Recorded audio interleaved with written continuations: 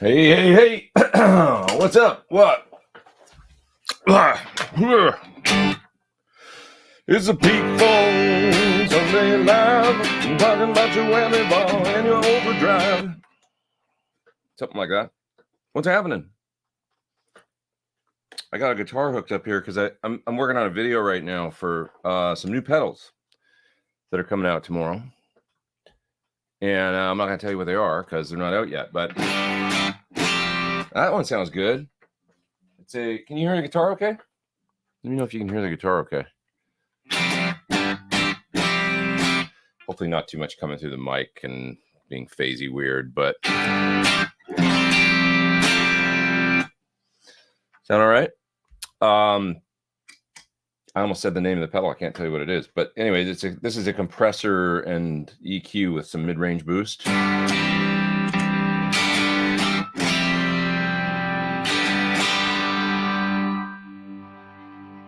guess it's kind of like I'm still getting used to it. That's mids, and there's another control.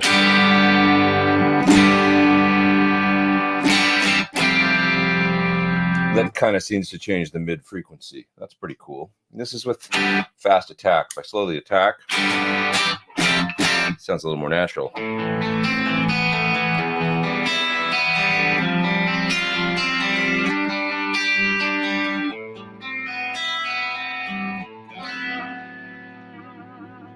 That's a cool sound, right?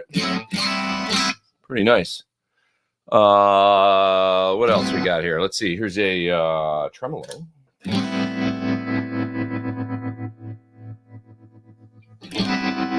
It's got many different waveform settings.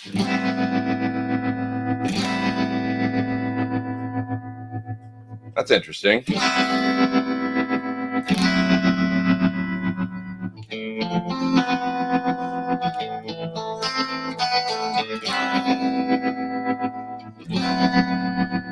And then if you hold down the on-off button, it does a more aggressive thing.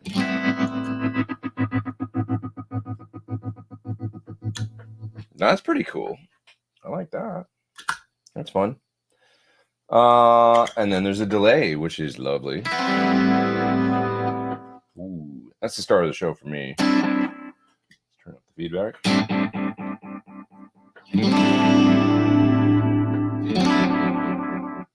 Change the delay time. Oh, what happened? What a great mod.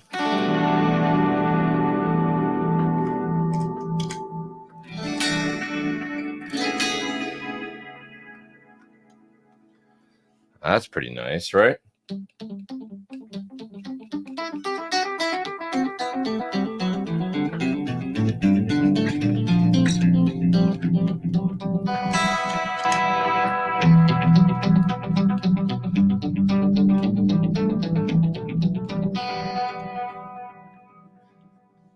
Philip says, what pedal is it? I can't tell you, actually, because they're not coming out till tomorrow, but it's a whole line of pedals. And so I'm making a video today. That's just kind of an overview of these pedals. There's 4 of them, actually. The other one I don't have plugged in right now, but you just heard the comp, EQ, and there's a tremolo, and there's a delay. Delay is pretty special. Very kind of analog sounding, right? But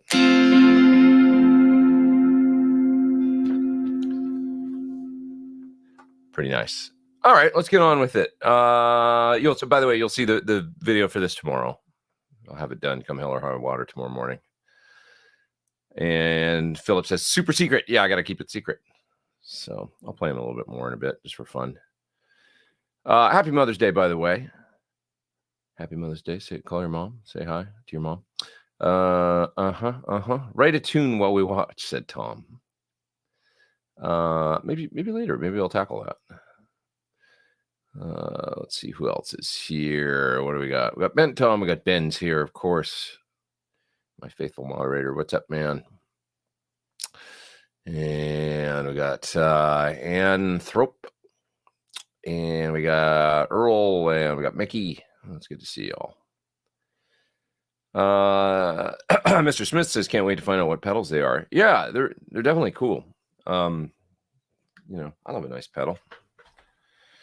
For sure. What else is going on? There's another big release happening this week that I've been gearing up for a long time. So that'll happen towards the end of the week.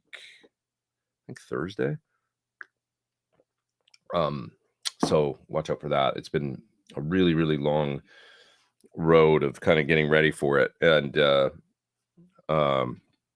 I'm really excited about it because I got to be part of the kind of the development and stuff. So it should be really fun to have it come out and get out there in the world. So that's happening.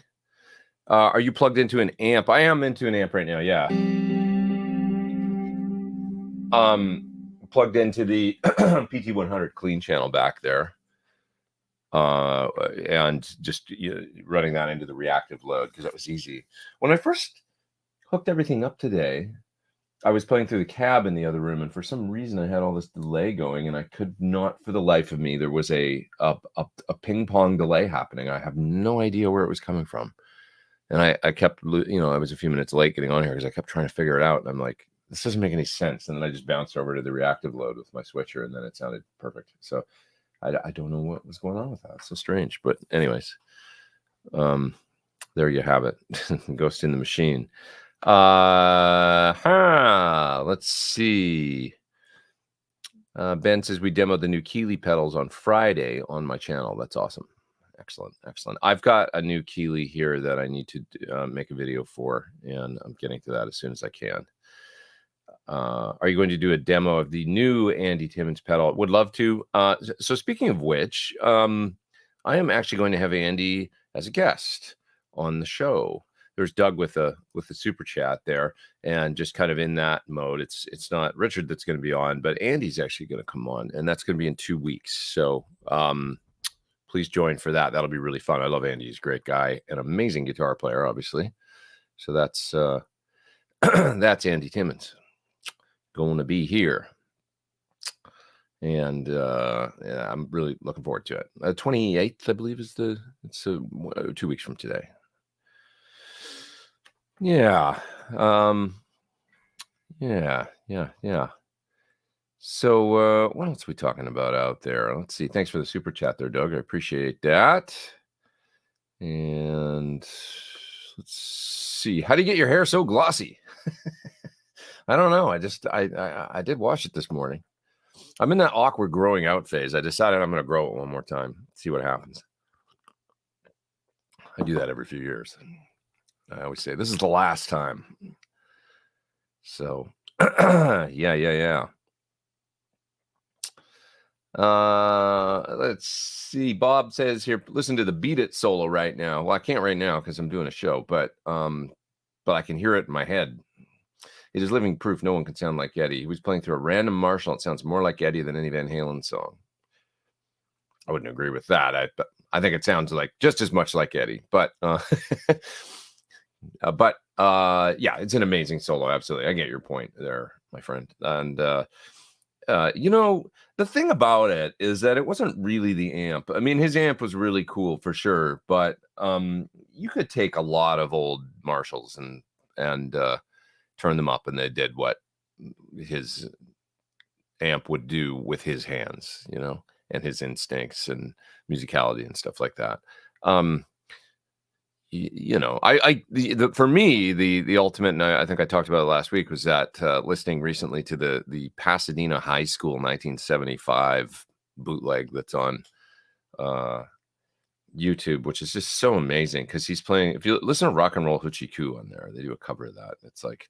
It's mostly covers, and because that's what they did back then, and peppered with a few originals, but.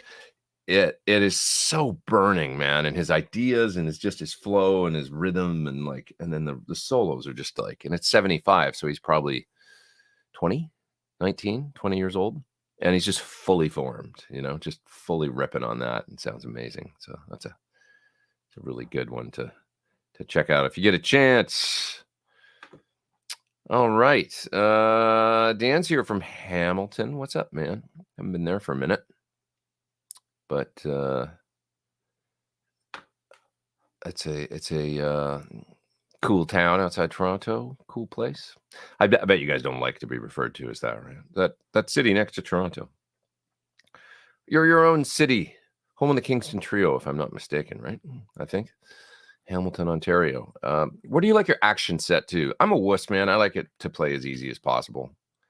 You know, I essentially just like to, yeah, keep it good playing. I like a neck that's almost dead straight, little bit of relief, just a hair. And yeah. And yeah, let's see what else we got here.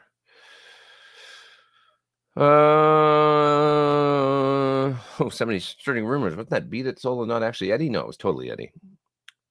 Steve Lukather on the rhythm guitars. Yeah.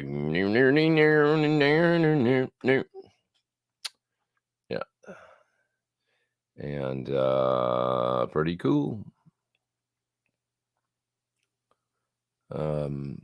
Let's see. Andy Timmons was using the SL68 with what looked like your SIG 412. Yes, I believe he was using one of my cabs on the live stream to launch his new pedal, Wet Dry Wet with two Mesa Lone Stars. Yeah, I've been talking to him a little bit recently about his rig and like how he's running it and doing. We actually made the suggestion.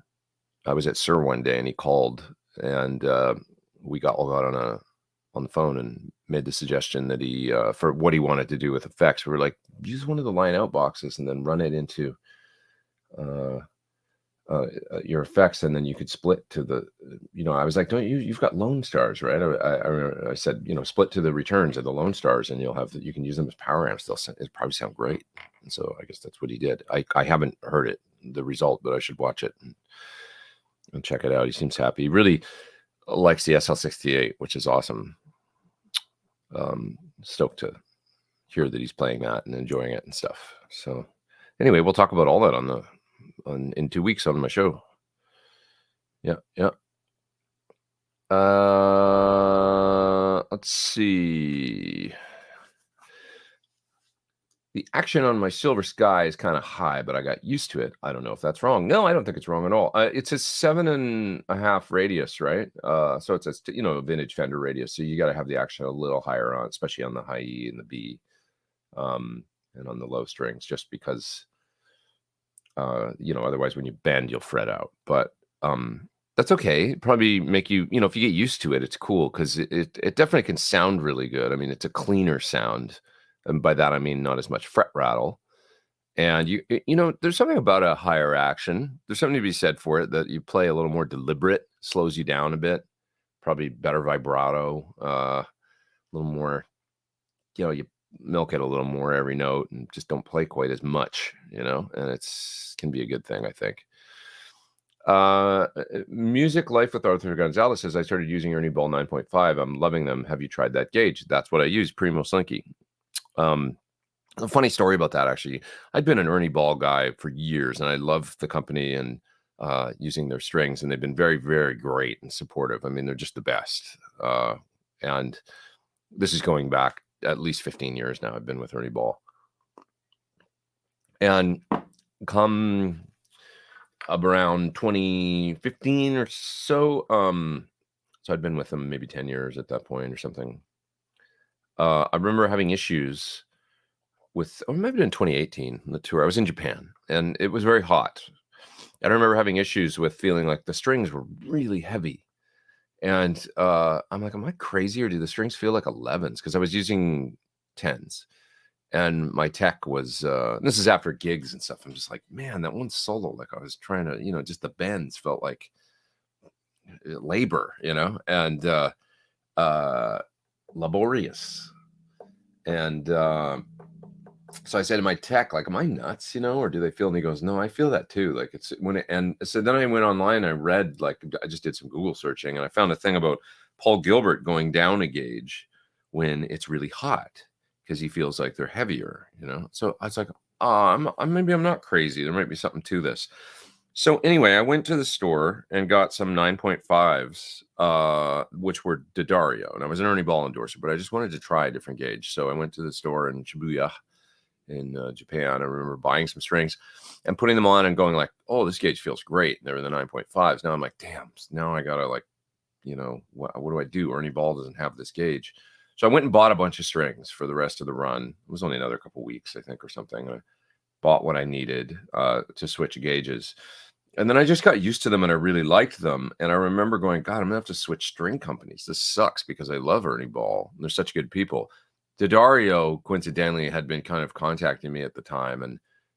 And there was a fella from there that was an artist guy, and he was really nice. And he'd, been kind of just in contact and stuff. And I was going to switch, I was going to go to Daddario, and I contacted my guy at Ernie Ball, and I said, I'm really, really sorry. I think I'm going to have to, change companies just because you guys don't offer this gauge. And it's like where I'm at right now. I don't want to go all the way to 9s. And anyway, he writes me back. He goes, no, don't change. He's like, we've got those. He's like, we're going to release them next year. I just, can't send them in. We don't have the packaging for them yet, but I'll send you an unmarked, packaging that exact gauge.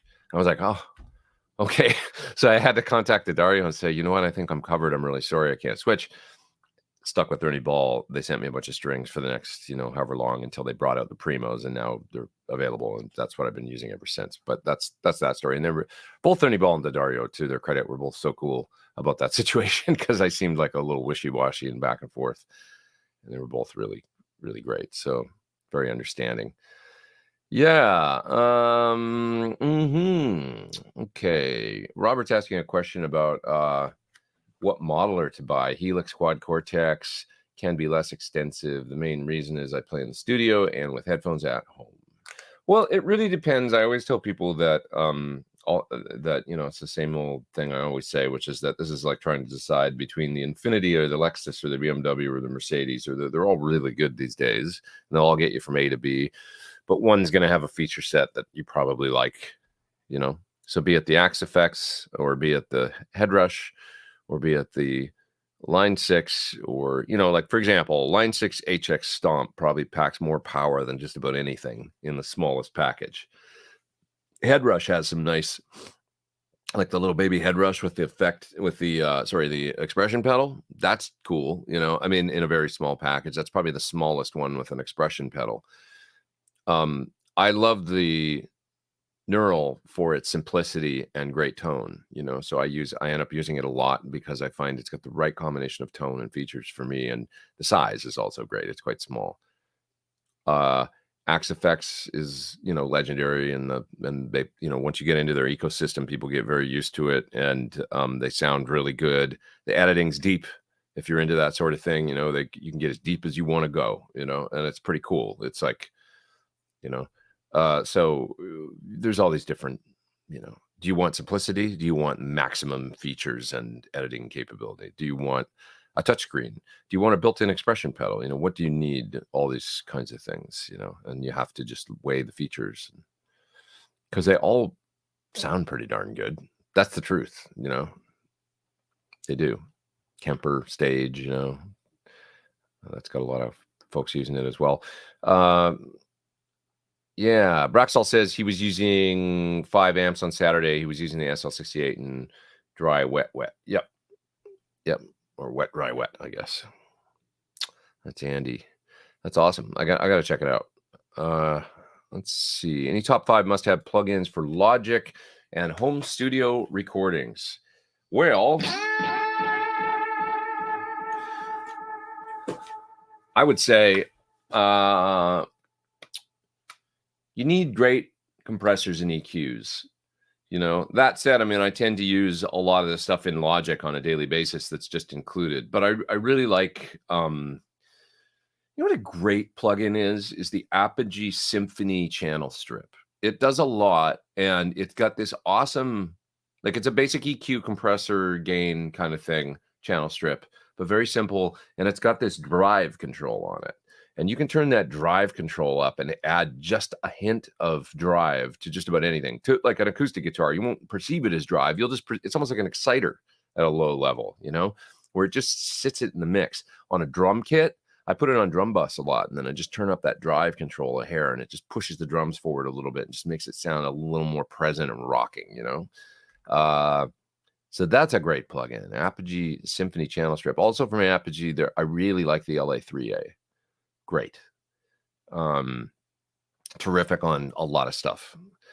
From UA, I love the B15 for bass. I also actually just made a preset using the old standby SVT Pro. You know, their standard. I think it was the first one Brainworks came out with. It was a modeled SVT Pro for bass. Not even the classic, the old all tube one. It was the half solid state one, and I made a preset in there that just sounds awesome for like a straight up just rock, a go-to plug-in good solid bass amp sound. So that's a good, between the B15 and the B15 I love for warmth and for and that's Brainworks UA, but it's available from Brainworks now off. I think you don't have to get it just for UA. You can get it through Brainworks for, you know what I'm saying, like work on any platform natively. Great plugin, the B15. It just sounds so warm and stuff. If you're doing any kind of like R&B, or if you're doing any kind of soulful stuff or anything a little more mellow singer-songwriter stuff, it's just turn that on. And then after that, I always put in LA2A, and I like the gray LA2A in for UA. That's awesome. But you might not be on the UA platform, but there's other ones from Waves and stuff. So I always want to go to 1176 LA2A. Nice channel strip or two. Neve and API style EQs. Great reverb for reasonable price. The Sunset Sound IK Multimedia soft tube. I think it's, is it soft tube or IK? I think it's soft tube. I'm mixing that up. It's soft tube. But if you just Google Sunset Sound reverb plugin, you will find it. I got it on sale for $99. I use that thing all the time. Like, just you can do the Eddie Van Halen thing with it because it's got the modeled chamber from Studio One. That's amazing. But just for adding some room, pick Studio 2 and just do the room sound. Don't do the chamber, and just pull it up just a hair, and it just adds, on like a mono guitar, it'll just give a bit of ambience and a bit of cool room to just about anything. It's nice to have a nice room reverb dialed up in your DAW. That's not to literally like a 0.7 or less of a second of decay time, just like a tight room that you can add to things. I find like a little on the guitars, even a little on the bass, just a little, so it sounds like it was amps in a room that were everybody playing together. You can blend in just a little bit of that drum kit, everything, but it just puts everything in a space that ties it all in, so I like that. Also, an SSL style compressor on the bus is hard to beat. That's just a no-brainer. Oh, and my favorite, my buddy Greg Wells, the Greg Wells Mix Centric is a magic plugin that's $50. So Mix Centric, put it on the master bus. It's a one knob, make everything better plugin. It just sounds amazing. So I use that a lot. Do you ever experiment with open tunings? Yeah, sometimes, for sure. When writing or I love open tunings. Not like super often, but I do. Some of my stuff, like off my last record, the song Rosemary's double drop D. Is that Dad Gad? Yeah, or no? That's not Dad Gad, because then you'd have the G and the B, but just dropping both the E's to D. Dad Gabu that dead. That's what I mean. Yeah. Bob says, I think the sound of Eddie might have to do with the small tuning offsets and how the timbre changes. Yeah, well, for sure, that thing that he did a lot at least in the early days, where he'd change the B string, it makes the thirds ring out like as though they were fifths. It's pretty special. The problem is you can't. I always wonder how he did some of it, because like for say on like Unchained, it would be great to do that, but you can't, because then it screws you up in the B section of the song. So he must have just tempered it or something for every single song, just to the point where it sat in the best case scenario for whatever he was playing. If for those that don't know, we're just talking about, I can just demonstrate really quick. So here I've got the B string tuned normally.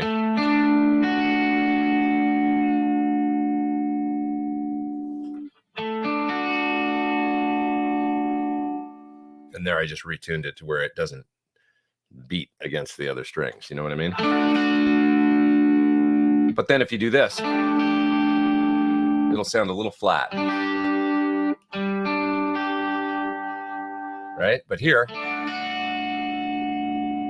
sounds really good. So that's what I mean when he's going.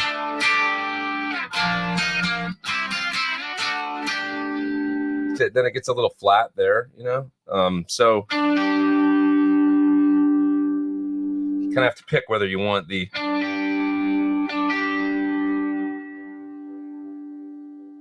fifth to be in tune or the third.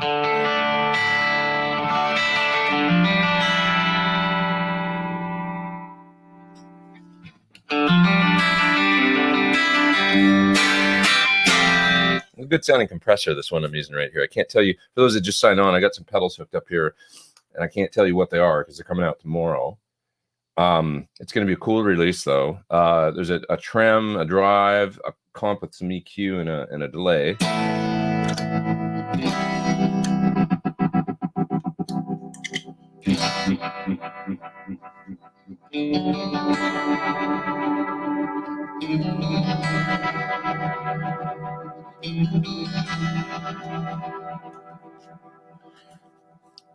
So I've just been working on a video for these. So they sound really great. The delay is beautiful, right? I thought the mod is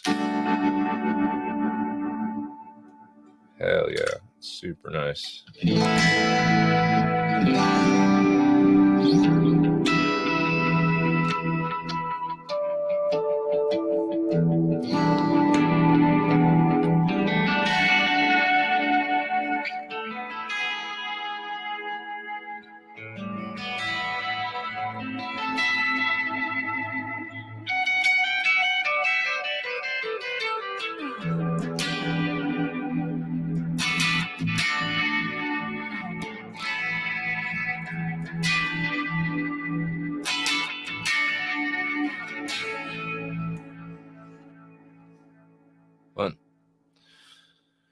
Fun.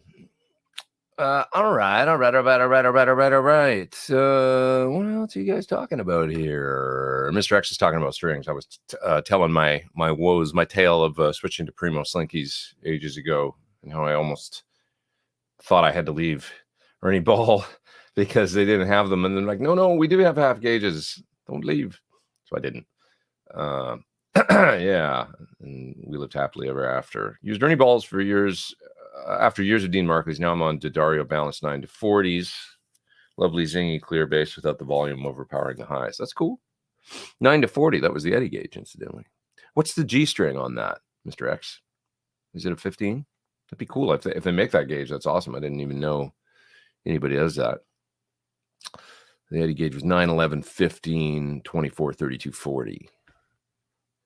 Unique 9 gauge with a lighter G and a lighter low E. Does anybody know why the 1984 tone is almost impossible to replicate? We got an Ed head here. I don't think it's that unique, to be honest. I think that he was using different guitars by then. Who knows what the pickups were? There's a flying V on one song. That's hard to replicate because who's got an original flying V? Hot for Teacher, right? For those that don't know, that was the V. That's how he went to the clean sound, because he just rolled the volume down on the neck pickup, and then he hit the toggle switch for the right. Top Jimmy is the Ripley guitar. So that had a Bartolini with pan pots for every string. Bartolini pickups, like 6 individual pickups, 1 for each string, basically, and then he panned each string left, right, went stereo to 2 amps. I was wondering what the amps were, because he's using 2. So was it 2 Marshalls or was it 2? It's got kind of that cleanish, that great. What a great song! God, he was so cool. Anyway, so there's a few tunes with different guitars and stuff, and will the PT50 have a Bandmaster-esque clean channel? Fendery, John's. It's not gonna be that much different than what I'm playing through right now. This is the PT 100.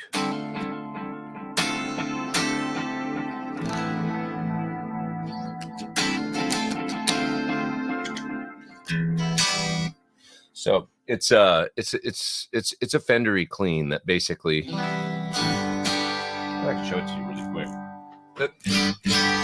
This is nothing else on.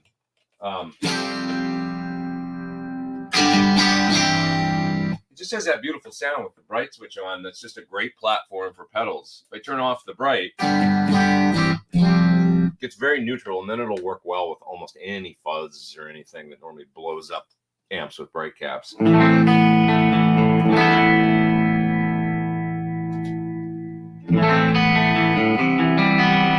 Right, so this is with the treble on about 6. The mids are on 5, which is like where Fender Deluxe would be. They had a fixed mid, basically, right at half, right?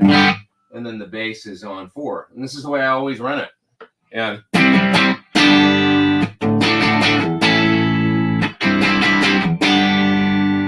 And it just contrasts great then with this channel. I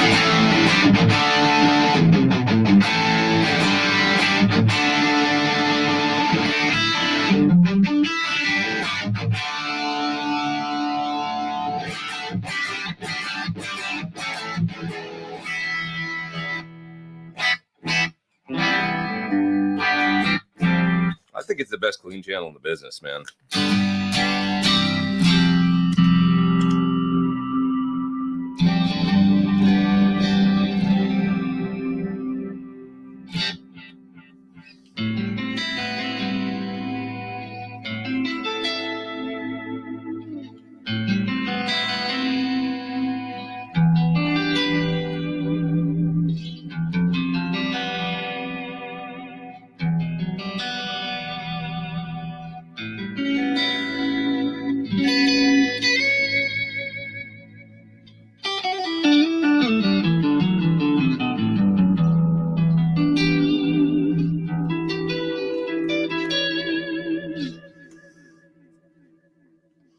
Just a nice clean sound that you can. Oh, I missed somebody's super chat. Sorry about that, Gordon.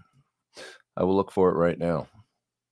I just probably am behind is all there is to it. Unless I missed it in the, let's see here. Gordon, where is your super chat? Sorry, brother. Somebody help me out and find it. Ben, can you help me? I don't see it. I'm looking, but I do not see it. Somebody, if you can find Gordon's super chat, please. I hate that. I don't want to miss it. So maybe somebody can find it and just repost the question. Have you tried pure nickel? Yeah, I love pure nickel. So actually, not to keep, I know I'm a one-trick pony sometimes, but Eddie Van Halen was pure nickel. You know, the original 5150 strings, pure nickel. Yeah. Will the PT50 be similar size to PT100, or will it be smaller? A little bit smaller. The PT100 is a very big amp. Typically, you know, it's a lot of real estate. It's wide. It's wider than a Marshall. And fairly deep. So yeah, we're aiming to make it as small as possible, but still have a little bit of space, you know, and it doesn't have to, it's going to be a 50 watt. So it's got real transformers in it and all that. It's not gonna be the lightest amp ever, you know, won't be as heavy as 100, but size is definitely a concern, but not the primary concern, you know. I would love ideally to see it in a small box size head shell, like a Marshall 50 small box.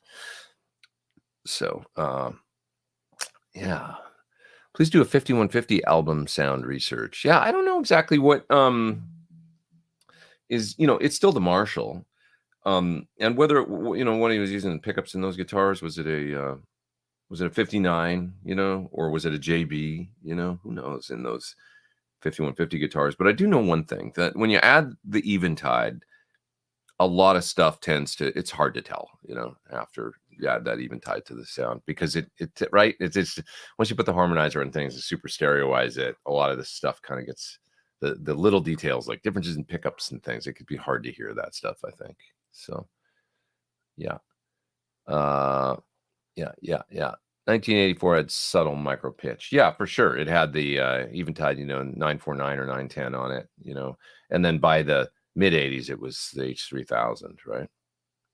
So, yeah. So, okay. My PT100 has the best clean of any amp I've owned. 43 years of guitar playing. Yeah, it really is a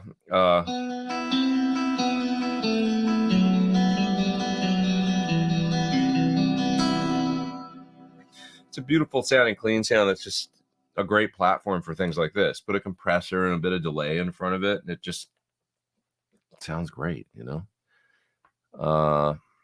Yeah. Okay. If the pulse on a pickup is too high, the other mic. What's this? If the pulse on a pickup is too.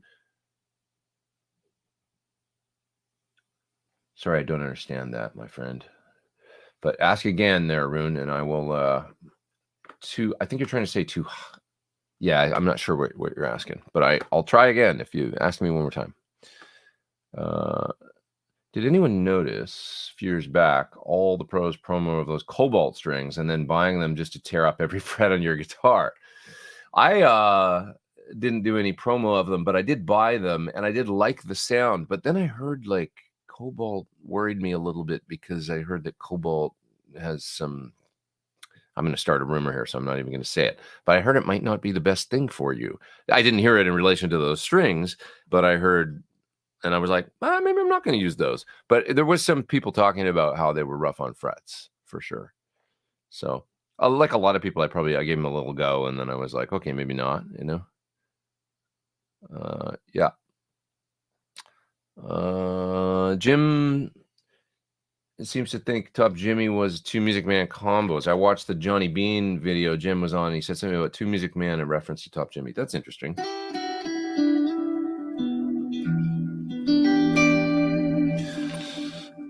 I'm sure you've talked about it before, but what's the story with the odd location of the logo on your vintage Strat? They did that sometimes. I've seen quite a few actually that in that. So it's November 64, my old Strat. And they would just put it in a weird place sometimes. You know, it was like Leo wasn't around. He was sick during that time. The company was changing hands. It was still Leo's company, but things were getting wacky. And I'd just like to think that maybe some employee at Fender, you can see it sitting right there. Some employee at Fender was like, let's experiment with putting this in a different place. And they just did it, you know, moved it forward on the headstock. Maybe it's supposed to be centered on the headstock. Maybe that's what they were thinking. Like, let's put it in the middle because it kind of looks in the middle. To me, Fender right in the middle, you know, maybe, I don't know. But I've seen more than a few. Okay. Somebody else post that chat, that super chat that I missed. Somebody said it was 30 minutes ago. If somebody wouldn't mind grabbing it, I just don't want to hunt around because you guys will get bored. Great Keeley, new Super AT mod overdrive, bought one. Coffee time. Thank you, Trevor. Yeah, I hear it's kind of like a modded blues driver thing, but tweaked for Andy, right? Is that right? Did I get that right? I hope so. Thank you for your super chat, my friend. Coffee time. Dino says, have you played with Joe Walsh? I've never played with Joe Walsh, but I've played a lot of Joe Walsh's parts because when I was touring with Don Henley, I had to learn... You know, it was basically the, you know, I had to basically be the Joe Walsh in the band. So that was my role, you know. So yeah, I mean, on Eagles songs, you know, on Henley songs, it was a mix, but. Let's see here. Pegbird says, can you get clarity in string separation playing unusual extended chords in high gain? Well, that's a great question. I find more so with a Marshall type amp than say with a Boogie or something that's fatter. So anything with more bass and more fatter, you know, and more Fender, less defined when you start to combine notes together. So more Fender, more Boogie kind of like architecture, you know, whereas if the topology is a little more Marshall and it's a little leaner in the front end, I find you get that great string separation more. But then when you play single notes, it's a little thinner of a sound. So it's always a balance. So Boogies for me, always singing fat single note, you know, big fat, big round notes, you know, which was nice for playing single note lead stuff. But the chords would muddy up a little. There's just more bass in them and more mids and more, you know, in that sound. Any compression pedals you recommend with a plexi? That'd be a great question for Andy, actually. But I would say, you know, anything Carl Martin kind of that was a great always on kind of situation. You know, the Carl Martin. He would use that all the time, and Andy plays with gain, so they're a little more transparent. You're already getting your attack squished, you know, by a compressor, and you're already getting everything squished. So something with a slower attack's probably good. And with a blend control, anything with a blend control, you know, probably the you know, Cali 76 or something that where you can just blend in a bit of the compressor and control the amount of dry signal to compression is probably good for playing into a dirty amp, I think. Volta, what's up? Makes great pedals. How you doing?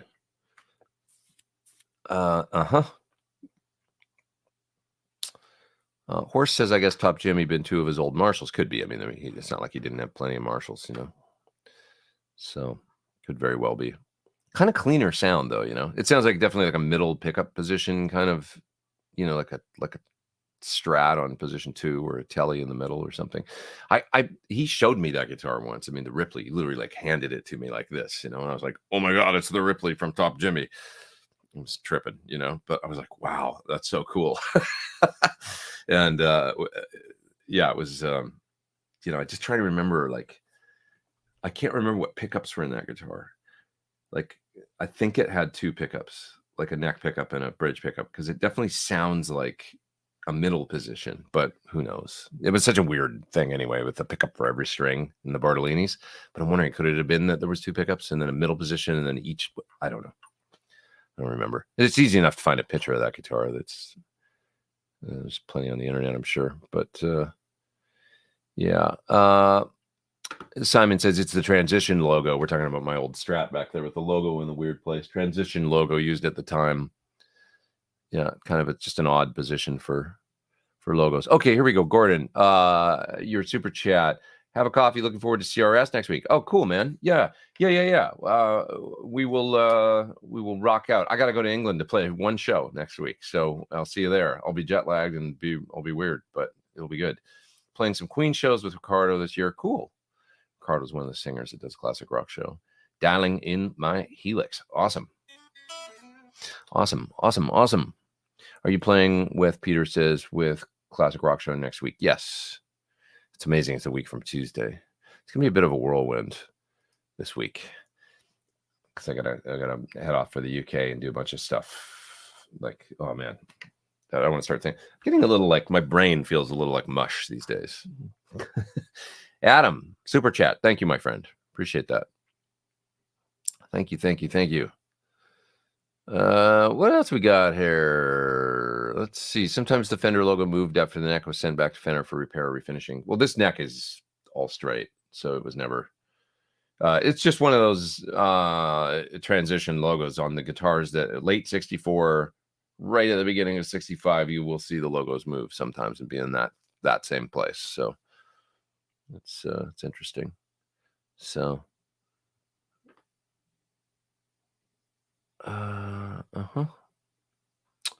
what do we got here? Oh yeah, the Mr. X says the Wong compressor, maybe for the Corey Wong compressor. It's a great pedal, man. It's not in here, otherwise I would plug it in. Terrific sounding pedal. You know what another great one is? I think I got it here. Yeah. API. How about that? You want something sexy on your board? The recording engineers will go, ooh, and swoon. How about an API compressor? It's pretty nice, right? I did a little video on Instagram with that. And I bet you guys didn't even know. I mean, it's kind of under the radar that API is making pedals, but there it is. Pretty nice. What else are we talking about here? Keeley AT mod is modded blues driver with some subtractive EQ for more clarity, but the original blues driver is available on the toggle switch. Cool. I bet it probably leans out the low or low mid a little bit, right? Cleans it up a little. That'd be my guess. Maybe? Or is it a high-end thing? I don't know.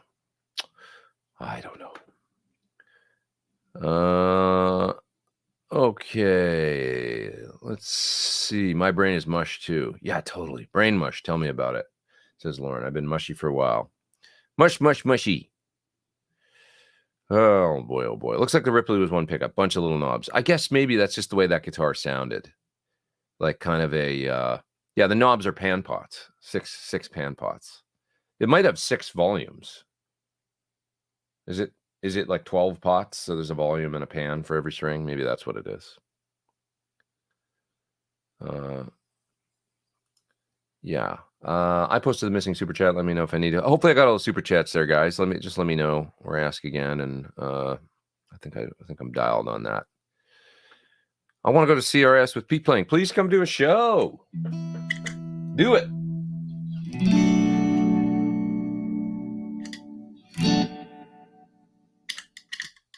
Half tempoing this delay.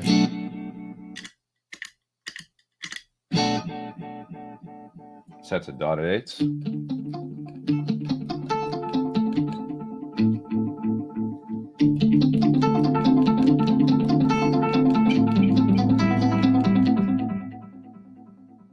Nice sounding, right?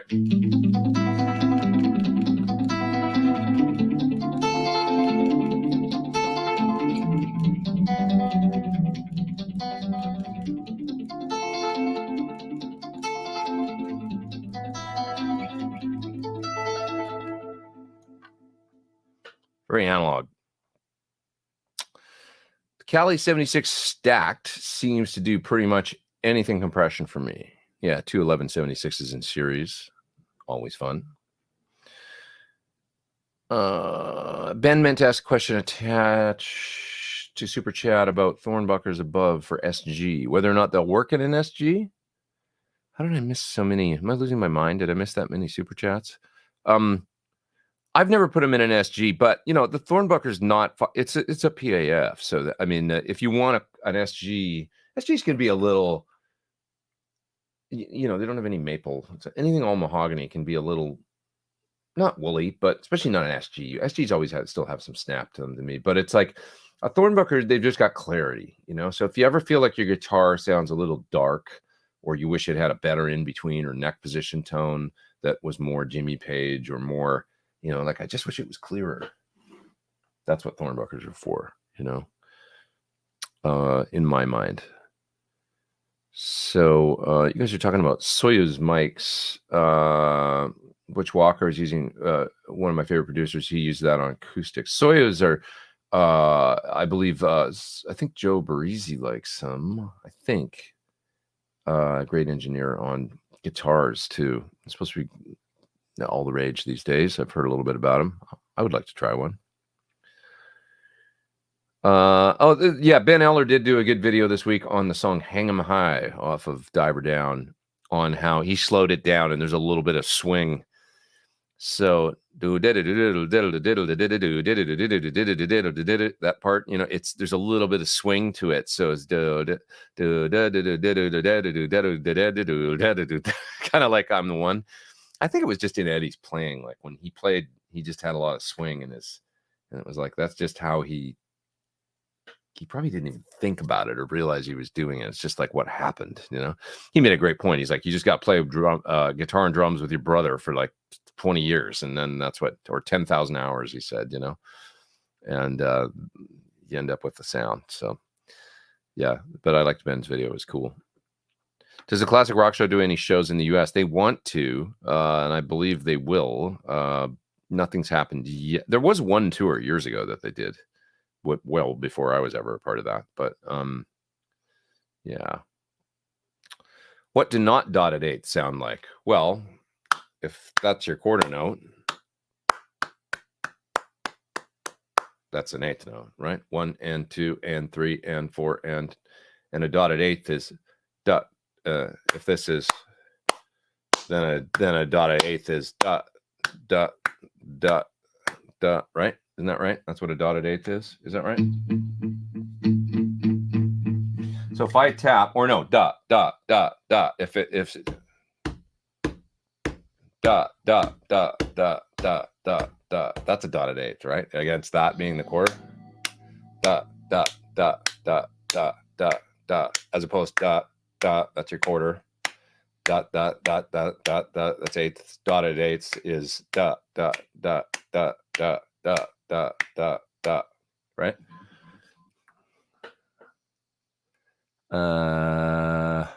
Are you freighting all your stuff over for this show? Yeah. Oh, well, not all of it, but I'm shipping a fair amount. Quite a bit. I wanted a compressor with a boost. Gets rid of the spark. Compressor with a boost. I'm really hip to that Wong compressor right now. The new Wampler. That thing sounds great. Like just the fact that I could get a killer lead sound. I basically had a clean sound going like I do right now, but out of that compressor, I could get great spanky, compressed clean stuff. But then also with the boost, it's just like a really nice lead tone. I was like, wow, this is a really good pedal. Like does a lot of stuff with a straight up, just a pedal like that. It's like if you primarily play clean and then you just need to get some grunt for solos with some sustain, that might be all you need. You might not need another overdrive or anything. I never understood the pitch shifters in Eddie's later rig setup. The balance area. Was he still using that stuff during the final days? No, actually, he had eliminated the pitch stuff after 98, as far as I know. He didn't really use it that much, if at all, after. So the 98 tour, there was no H3000. So he used it a lot from 84 or 84 and really prominently on 5150 all the way through balance. And, it would have been a 910 in the early days or 949, the early ones. And then later on H3000 on the micro pitch setting. And, it just does some people call it a still chorus. I've got a video on this if you look for my Eventide pitch factor video, you can listen to the tone and I talk about it and stuff. But there's basically what you're doing is you're pitching one side of the signal up and you're pitching the other side of the signal down. And the standard micro pitch sound is plus 9 cents on one side and minus 9 on the other side.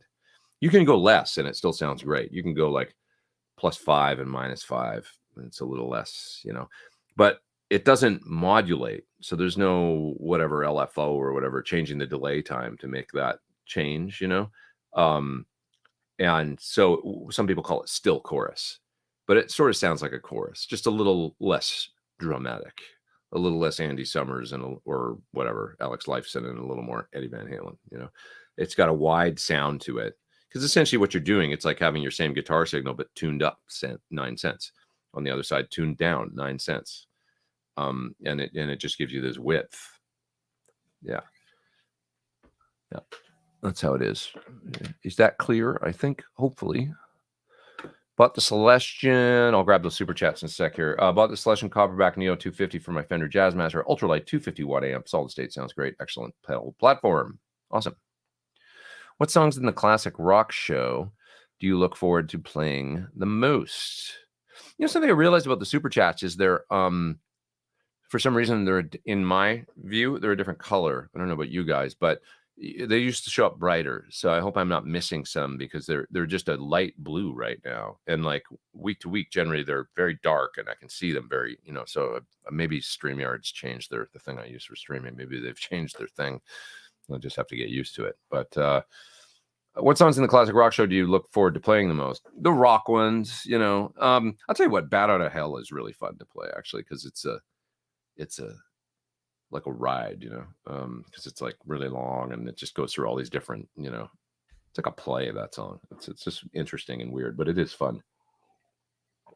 And people in England really love it. I don't think people in the US would be as jazzed. People in England love that tune. But anything AC/DC or Van Halen is always really fun. The Who is always really fun. That stuff, just the sort of stuff you would think to play. With classic rock show, the first set is always more difficult for me. The second set becomes just fun and loose and kind of crazy, Okay, what else we got here? Let's see. In my PT Sig, the Thornbuckers sound like a cross between a single coil and PF. Perfect for that guitar. Awesome. Awesome. What are your thoughts on P89 pickups? I don't know anything about that pickup. Is that like a P90 that fits in a humbucker housing? I'm not sure. I haven't tried it. Yeah. That is the Ripley guitar. There's a picture of Eddie with an unpainted telly body. It has 3 pickups and the Ripley pan pots. Yeah, see, I think it has more. It's been a long time since I've seen a picture of it, and also just my memory of him handing it to me, like passing it over like this and looking at it. I just can remember, but my memory is more than 1 pickup in that guitar. Are you touring anywhere close to Northeast UK? Not anytime soon, no. But you know, in a little over 6 months, we'll be back in Scotland, I'm sure. You know, because we always tour January, February. So, yeah. Nice and warm in the UK next week. That's awesome. Yeah, I got to look at the weather. This will be the first time I've been back in a while where it'll actually be warm. You know, and not like where I'm bundled up. You know, I'm not used to that. So it'll be cool. It definitely actually affect my pack. It'll be easier. Loving my new PT15IR. Have not even used the load box yet. That's awesome. You got to get into that because you can do exactly what I'm doing right now, basically. You know, on a clean channel with or whatever you want to do. Just plug into monitors and enjoy playing. So, super chat, super duper chats. Oh, Pete, this is $20 for teaching me to play Eruption. I love that people still say, you taught me how to play Eruption. That's awesome. Do you even know that you were my guitar teacher? Well, thank you. No, thank you, Fire Marshal Bill. Appreciate it. Thank you, man. Yeah. Okay. Let's see here. I think you and Andy Timmons put a band together and do some shows and come to the Fort Worth, Dallas area. Yeah, it sounds like a great idea to me. Andy's amazing. What distortion pedal do you recommend for $100? I would try and find a used Sir Riot or I mean, I love the Riot, man. It's hard. Like if anybody's just distortion pedal, I say Riot. Riot Mini especially that's my favorite. It sounds amazing and it's little, and every time I turn it on, I'm like, this thing sounds great. Just a good crunch sound, you know. So maybe not the most straight up plexi or whatever, but whatever. It sounds awesome, you know. Really good.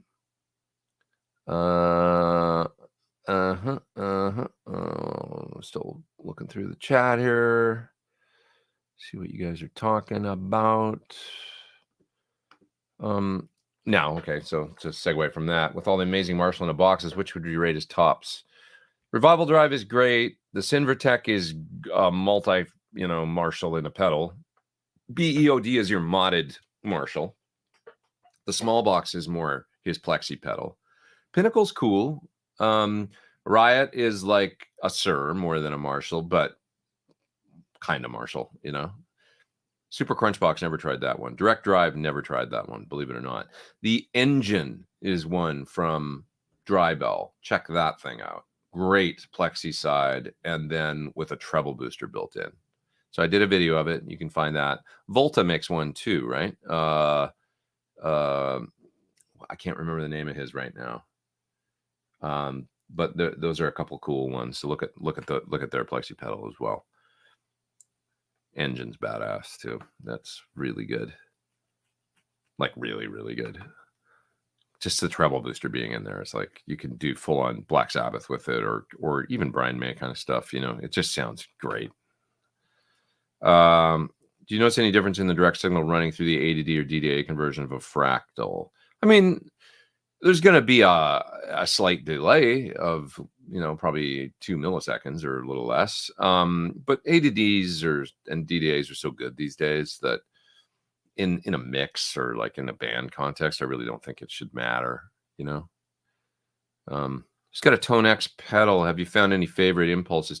Tone Junkie has great 68 Pro. There's a guy that's, I'm not gonna remember his name now. Analog something or other. He's on Instagram. This guy does amazing captures. Let me see if I can find his name. It'll be worth the wait if you've got a Tone X. It just sounds really good. What the heck was his? Let me see. Oh man, I'm totally not going to be able to remember right now. I'm sorry. I've only got so much in my brain these days, and his name was not cryptic, but just not the easiest thing to remember. But he's got a. If you search for captures, do a Google search for captures, Tone X, Vox, Marshall. He did another like a Kingsley or something, and you'll probably be able to find this guy. He's got a site, commercially available captures, and he sells them. They are good. The Vox ones, man, and an IR that he made of his silver Alnicos is like gold. You know, it's like, I don't mean that as a play on words like gold Alnico, but I mean like they're so useful. Just really, really good. Vox sounds in particular.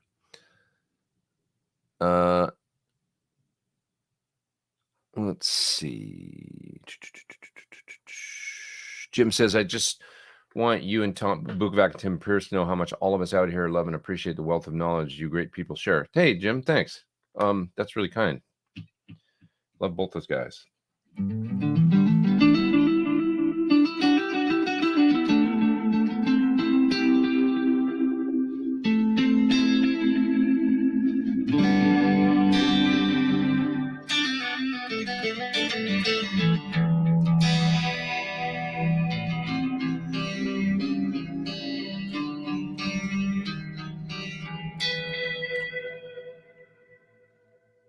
Add mod to your mod with the tremolo arm. Sorry, I know you can't see my guitar. Probably annoying. I want to get a ribbon mic to pair with my SM57 or Sennheiser 441. Great mic for guitar, by the way, the Sennheiser 441. A little bit unsung. It's an unsung hero, the 441. People always talk about 421. I like the 441. Royer seems to be the obvious choice, but I wonder if you had experience with anything else. I do. I have an M160. It's right down there on a stand beside me. Really like the M160. You can't go wrong there. Very natural sounding, works great all on its own. It's a classic. Hendrix used it. Maybe Eddie Kramer used it, rather. The Royer is awesome, you know, nothing wrong with it. I really like the 122 over the 121 because I feel like it's a little less mushy. The 121 is really cool, though. It's fantastic. It's just, it's on the darker side. And not the fastest, you know. I feel something about the 122 when I tried it, I felt like, oh, I could use this on all on its own. I don't necessarily need to blend it with a 57. It's got more extended top end to me, and it just seemed to be a little faster response. You know, all this said, I've switched to using a condenser instead of a ribbon. For years, I was using a ribbon combined with a 57. Now I'm using a AT 4050. I just like it. It's faster. It's just a little more. By faster, I mean the attack and I play a lot of dirty rock and stuff, and it's just punchy and fast and right there, you know. Something about ribbons seems slower to me. I don't know. Just not as attacky, you know. Yeah. Yeah. Okay. Ever tried Dynasonic pickups? No, I don't think so. Haven't heard of that one. There's a 97 Kramer Ripley on Reverb right now. Is it really? Wow. It's interesting. Should we look? You piqued my interest, my friend. Reverb.com. Let's go look. Reverb.com. Kramer. I want to see what it looks like. I love the look of the one that Eddie had when he was wearing the overalls in the ad or whatever, and he had the black one. You know, there, I see it right now. I don't see the guitar, however. I see a poster of Eddie with one, but I don't see one. Maybe it's sold. Be pretty rare. I mean, probably wouldn't last long if you want that sort of thing. Probably be gone pretty quick. Yeah, you say 87, right? 87. 87. No, I don't see it, man. I don't. Okay, what else we got here? Let's see. What else? What else? A Caribbean tour. Hope all is well. Hoping you and the band get over for a Caribbean tour. I would love to go to the Caribbean again. It's been years. How are your Tonex IRs or captures rather going along? I haven't heard any. I haven't talked to those folks in a minute, so I don't know. But maybe I'll find out this week. Here it is. This is the guy that I was trying to think of. I thought it was analog something or other, but it's amalgam. That's the word. Amalgam Audio makes great Tonex captures. Agreed. Really, really good. Yeah. Yeah. And my Tonex captures, yeah, no, there's been no movement on that this week, but hopefully soon I'll know what's going on with that. Yeah. Uh-huh. Have you ever tried out the Seymour Duncan Zephyr pickups? No, I don't think so. Haven't checked those out. I watched a Mylène Farmer video. That's the artist I played with in France on one tour. After you mentioned that tour, gotta know, do you still have the LED topped guitar? No. So that guitar, it's a funny story. I did this tour in 2013 with a French pop artist. And for one song, I had to play this guitar with an LED screen it's a telly with an LED screen.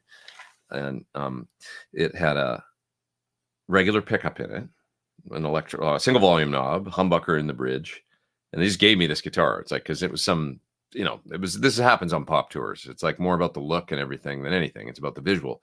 So here we get these guitars full of LEDs, plug it in, and it just goes through the amp because it's got a full-on LED screen in it. It's a pickup next to a bunch of lights that just, and I was like, oh, this is not going to work. This is not going to work at all. So what are we going to do? And everything was talked about, from putting the guitars on track and just having us stand out there and play, act like we were playing, which would have actually worked fine. But I was like, no, that's dumb. And so I came up with the idea of using if there's a piezo pickup or piezo or whatever the hell you call it, one of the, in a Fishman in the bridge, what would that do? And that worked. It was quiet, but it sounded like and it was a dirty, chunky kind of Marshall rhythm part I had to play. So that'd be like plugging an acoustic guitar into your Marshall. That doesn't work. This is where, when you're working out there, you got to think. And I thought, Axe Effects has a tone match block in it, which is essentially like an EQ where you can input a sound. This is why the Axe Effects can, like I say, it's full feature. You could do just what you need, something deep. It's probably in there.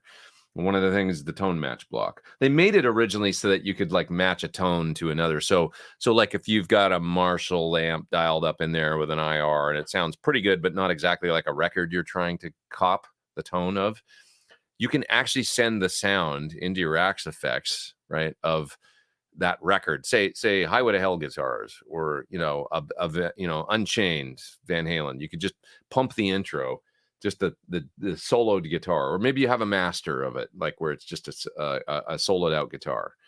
You need to send that sound into the Axe Effects, and it looks at the EQ curve of that signal, and then it looks at what you've got going, and it matches it to that. So it just builds an EQ curve that's very, very, very similar.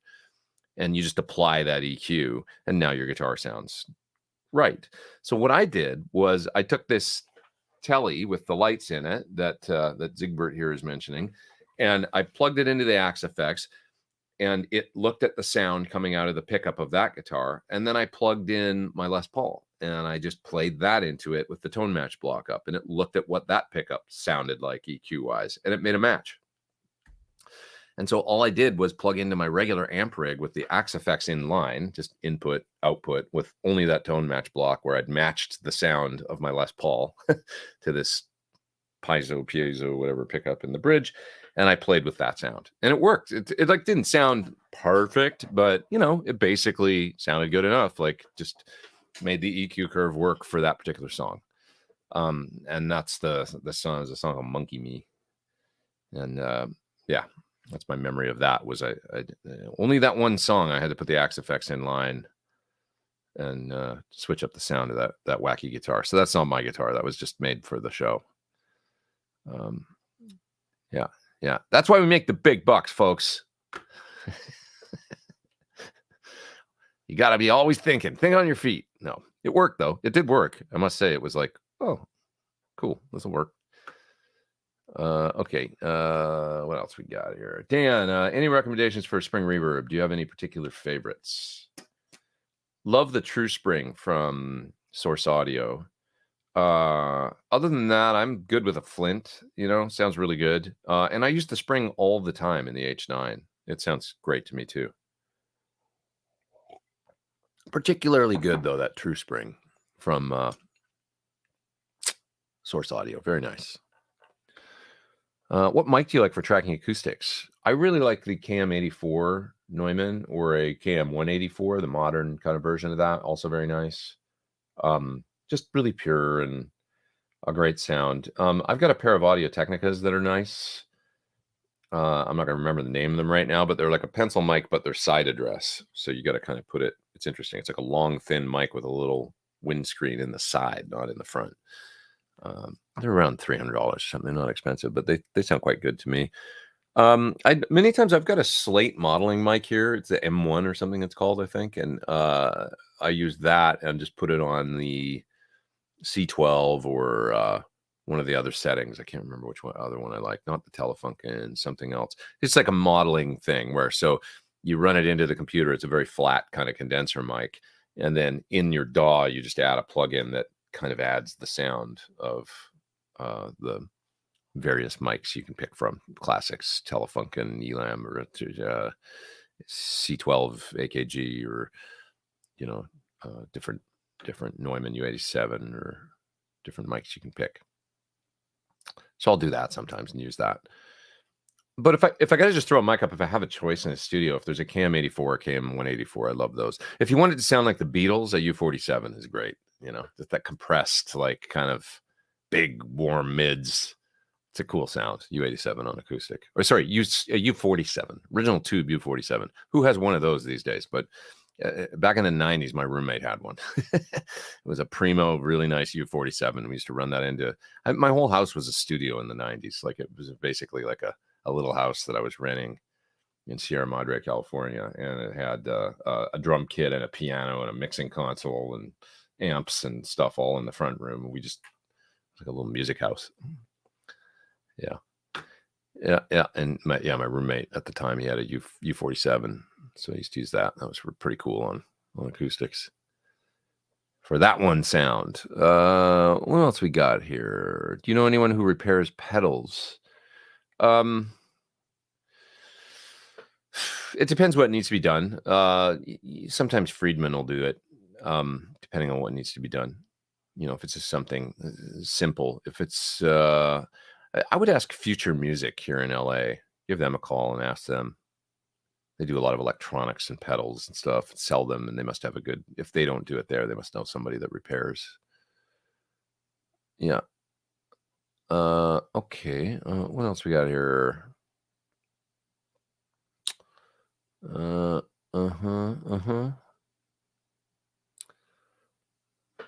I'm not seeing that Kramer Ripley. Somebody else is saying it's 86, but when let's see, I see an 85 Beretta with an added pickup. That's kind of cool.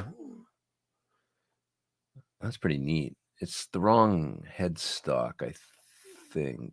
Or no, maybe it's not. Actually, it's not.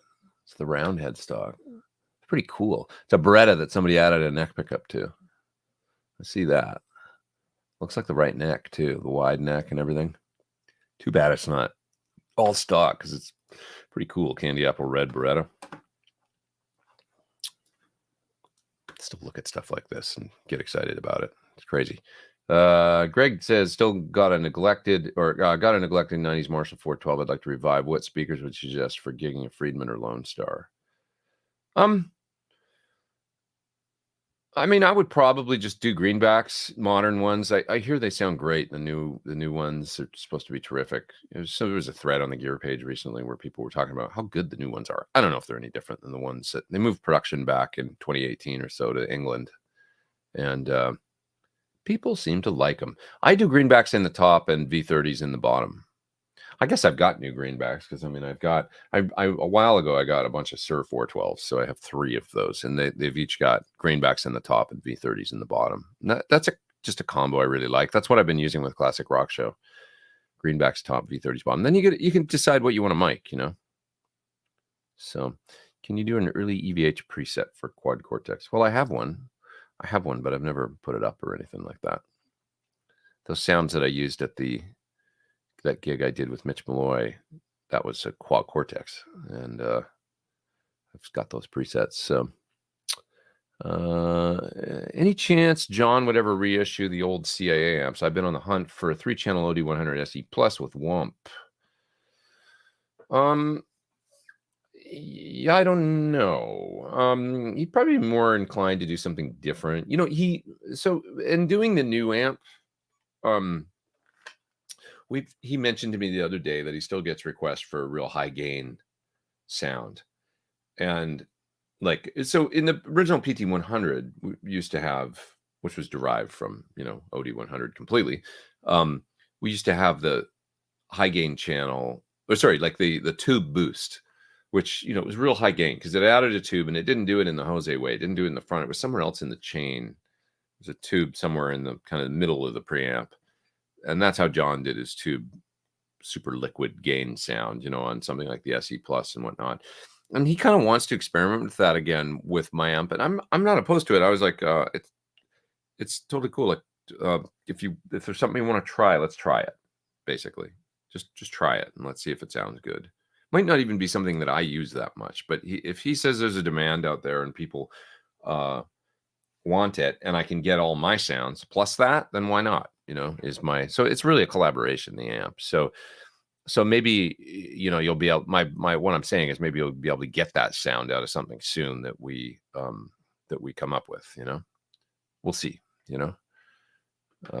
I just don't want it to compromise the other stuff. I want the amp to be able to do all, but he's super smart and knows how to do stuff like this. So Mr. Peterson there says, which picks do you usually use? Can you show us a close-up of how you hold your pick? There's my pick. It says Peter Thorn on it. I hold my pick like that, just between my thumb and my first finger, like that, with about that much of the tip showing generally. You know, so that you can get, yeah. Struggling to find the right way, but getting there. I hope that was helpful. Thank you for the super chat. Appreciate it.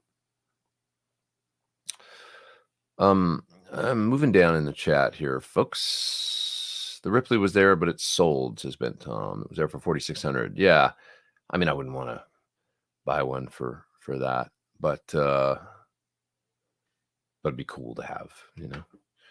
Did Don Henley hang with the band at all? Don's a pretty private guy, but there was times where there was a few in particular, you know. Generally, he was kind of in and out of there pretty quick, like before a gig. You know, didn't see too much of him, but Don, you know, for all the, you know, people, he's a stickler and he likes things just so, but people sort of, you know, make out like he's some sort of like super curmudgeon, and like you know, he was really nice to me at much of the time. He was always professional and very like, hey Pete, how's it going? How you been? You know, and just like cool. And then kind of a little all business, but like we also had a couple good talks about things, and he would crack a joke every now and then. It was funny. And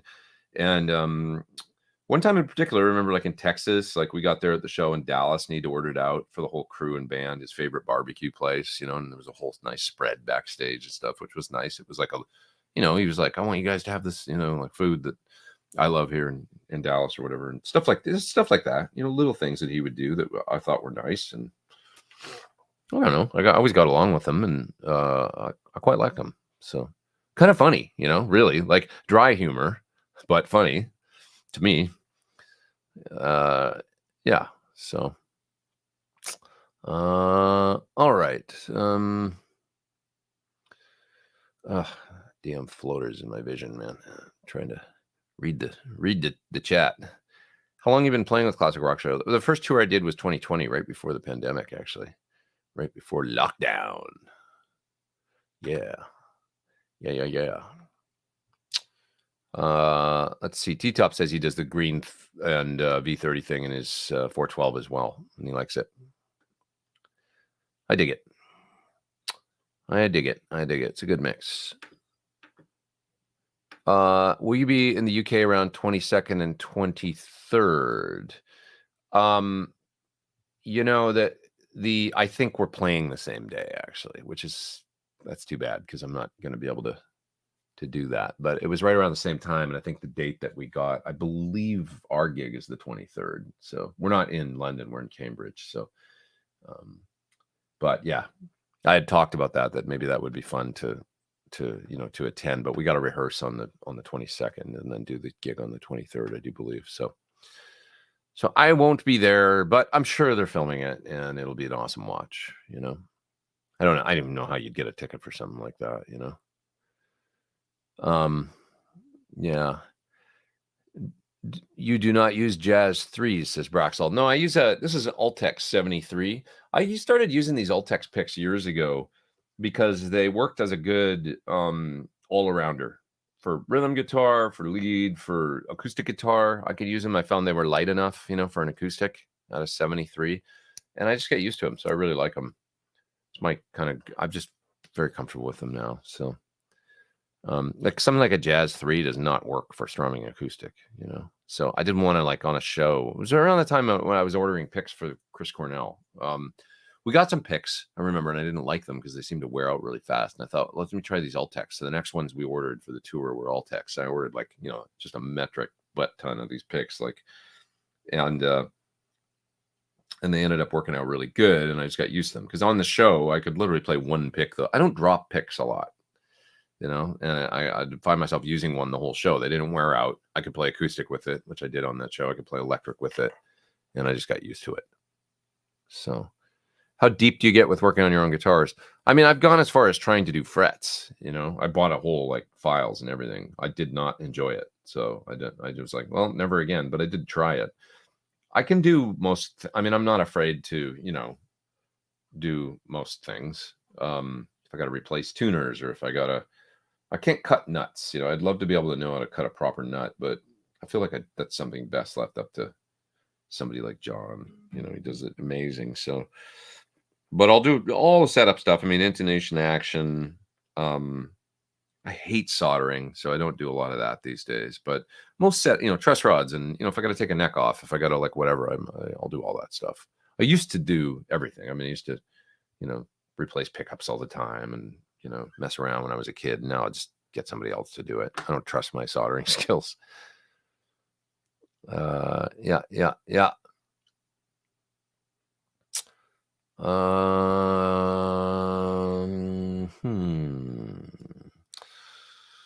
Really been digging Nuno's tone on Rise, and I don't have any way to get that tone. What's the quickest way for someone that has Strats and a Vibrochamp? I mean, you need a good overdrive box, and there's kind of no getting around. He uses a hot pickup. He uses a Bill Lawrence L500, I think, in the bridge, which is pretty darn hot. So you kind of need that. And with the rails and everything, I've always been like, well, all bets are off because that's kind of a unique spec L500. There it is. You can buy them for $70. They're not an expensive pickup, but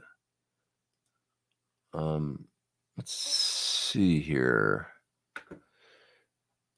Yeah, there's a lot of references to Nuno. I guess he's kind of the number one guy that uses it. Let's see, L500 humbucker. There's no specs really on the site about it. It doesn't really say anything about like the I don't, is it ceramic? I don't even know, actually. Look and see if we can find the specs. I mean, interesting. Well, there's just some detailed specifications. What is the... Sorry, guys. I'm so interested in this that I've never looked, so I don't even know. I have an L500, the regular L5. Ooh, 7.6K. That's not hot, but there's an XL, right? I wonder which one Nuno uses. If it's the XL. The X500 XL is the hot one. It's got a ceramic magnet. That's what I thought. I thought it was ceramic. Once you go ceramic, it's got its own L500 XL 13K. So it's almost like a super distortion at 13.3K. And there's an Alnico version been made as well. That's interesting. I always thought that, for the most part, they were like a ceramic situation though. But I'm seeing there a bunch of different models: L500R, L500L, L500XL at 13.3K. The 500L is 11.8K. Interesting. That's going to have a big effect on the sound. But anyway, if you put one of those in a Strat and then use something like a Friedman small box pedal, probably be pretty close. Something like that. Do you have an opinion on Buckethead selling off his one-of-a-kind custom Jackson to pay medical bills and debts he's accrued? I know he's burned bridges in the industry. Well, my only opinion about that is that, it's a difficult thing in this country. If you live in the U.S., I assume he lives in the U.S. I don't know that 100%, but you have to plan because we're all going to get old and then bad things are going to happen, and just things happen, with health and everything. It just happens. So you got to put your money away. You got to have health insurance, and you got to be ready for, and like nobody takes care of you here. And that's just the reality. You have to be on top of your game. It's a pretty good country to live in if you make a lot of money. And it's a very capitalist country. That's probably not going to change anytime soon. That's just reality, in our lifetime anyway. And it's like, you got to, at least till you can get to, Medicare age, you better take care of yourself, and make sure you got a backup plan as far as, good health insurance and stuff. That's it. So, I just upped my health insurance a while ago because I was like, yeah, I feel like I want a better plan than the bare minimum, and it sucks. It's expensive every month, If you're, just to give out folks that are maybe watching from another country what it's like, if you're somebody like me and you're an independent musician just doing your own thing, you got to pay for your own, plan on somebody around my age. If you're 40s, 50s, getting towards 60, you're going to pay, just for the bare bones basic BS plan, you're going to be at mid $400 to $500 a month, something like that, for a little better situation that, with a little lower co-pays and that's like, you still got to show up, at the urgent care of the doctor, and you're still going to end up $50 out of pocket or $100 out of pocket to see a specialist or whatever, just to get in the door, on top of the 500 or 600 that you just paid, right? I'm sure there's plenty of you guys out there that probably pay for your family. It's like, oh yeah, it's, $1,700 a month for my health care for my family, right? For maybe you've got a couple kids and wife, and it's bloody expensive, and people don't realize maybe that other people in other countries, they don't. If you're in Sweden right now, or you're going, what? A lot of people don't realize that, and it's just part of it. You just got to budget for it. It's like you have to be on top of it. That's just part of it. So it sucks. It's hard. But a lot of people think. A lot of people think that like, I lost my train of thought. That if you were in a big band like Guns N' Roses or whatever, that you must be set, right? Like I saw a thread on the Gear page that we're talking about a guy in it's not in Extreme, sorry, in Exodus, that's having he's got a GoFundMe right now for some bills for medical situation he's dealing with, and they're like surprised. It's like, man, like how much money is there in, Exodus was around in the 80s, 90s, 2000s, and I don't hear that name for a long time. It's like there's not like some endless train of cash just pulling up. There's not that much money in music, and even less than what there used to be. Thanks for the aperture lighting recommendation from last week. Speaking of money, thank you for the super chat. Got one from my wife for her Zoom calls, and she loves it. That's awesome. So did they make little like smaller ones, or like they really help? Like even though I've got a smaller one here that's right in front of me right now, and it's quite cool for I'll just show you. Like I've got two. There's one behind my desk and it looks like that. It's like a light panel like that. And those are, it's not inexpensive. It's like $250 for that thing. But so good, you know, they just look really good. And then the main one in my room is the big one that looks like that. That's like a big diffuser, you know, that, so I've got them both on right now, and it's helpful. I don't have a great webcam though, so I want to get a better webcam because I feel like it should be sharper than it is. I saw you on This Morning TV show in England. What year was that? I did that in 2019. If it was the outside one, where we played a medley outdoors, that was summer 2019. It's amazing it was that long ago now. God, jeez, man, 3 years ago, or 4 years ago. It's so crazy. Pandemic really messed with our sense of time.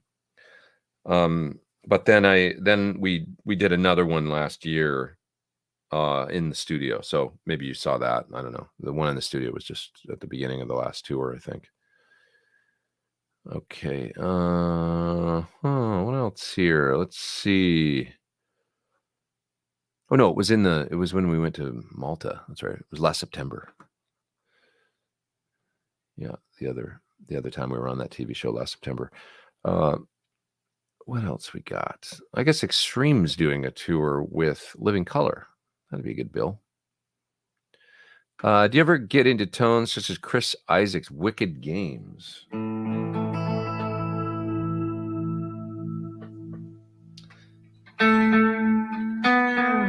How's it go?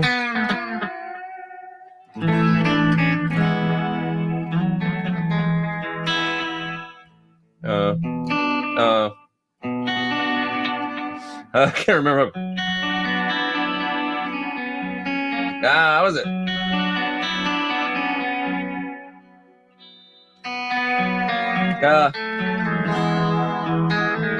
That's it. That's it.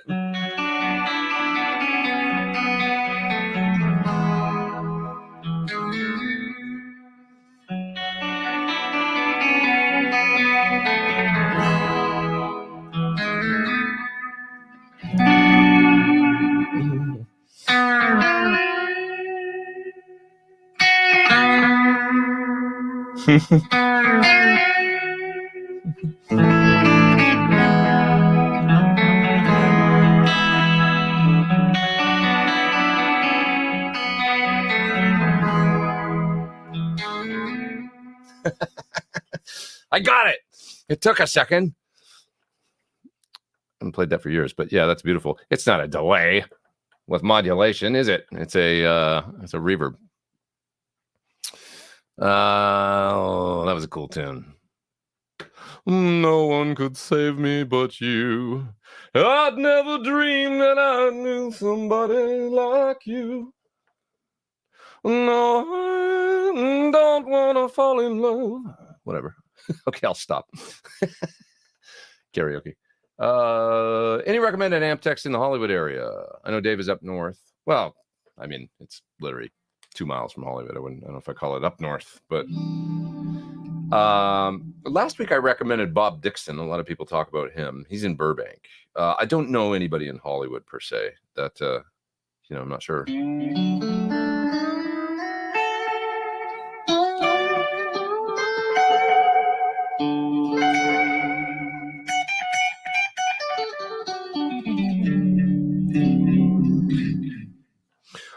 I don't know what that was all about. What else we got here? Let's see. I'm in healthcare. Do not put yourself in a position to need doctor surgery. Yeah. I would say it's pretty screwed. Yeah. Yeah. It's a mess. You need a lot of money. One of the reasons I love Canada is our healthcare. Absolutely.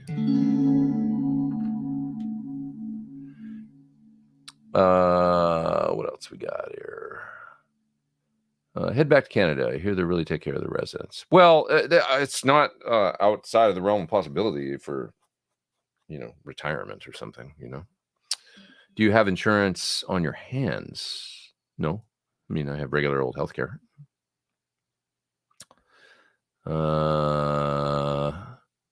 Let's see. As a Dane, that sounds insane to me, talking about healthcare.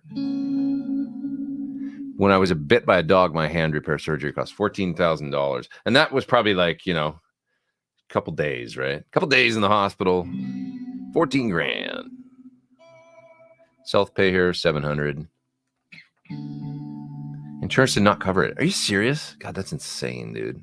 You got to do it, right? You just do it. So, have a credit card, that's ready to go in case you need to, bite the bullet, and just, that's how it goes.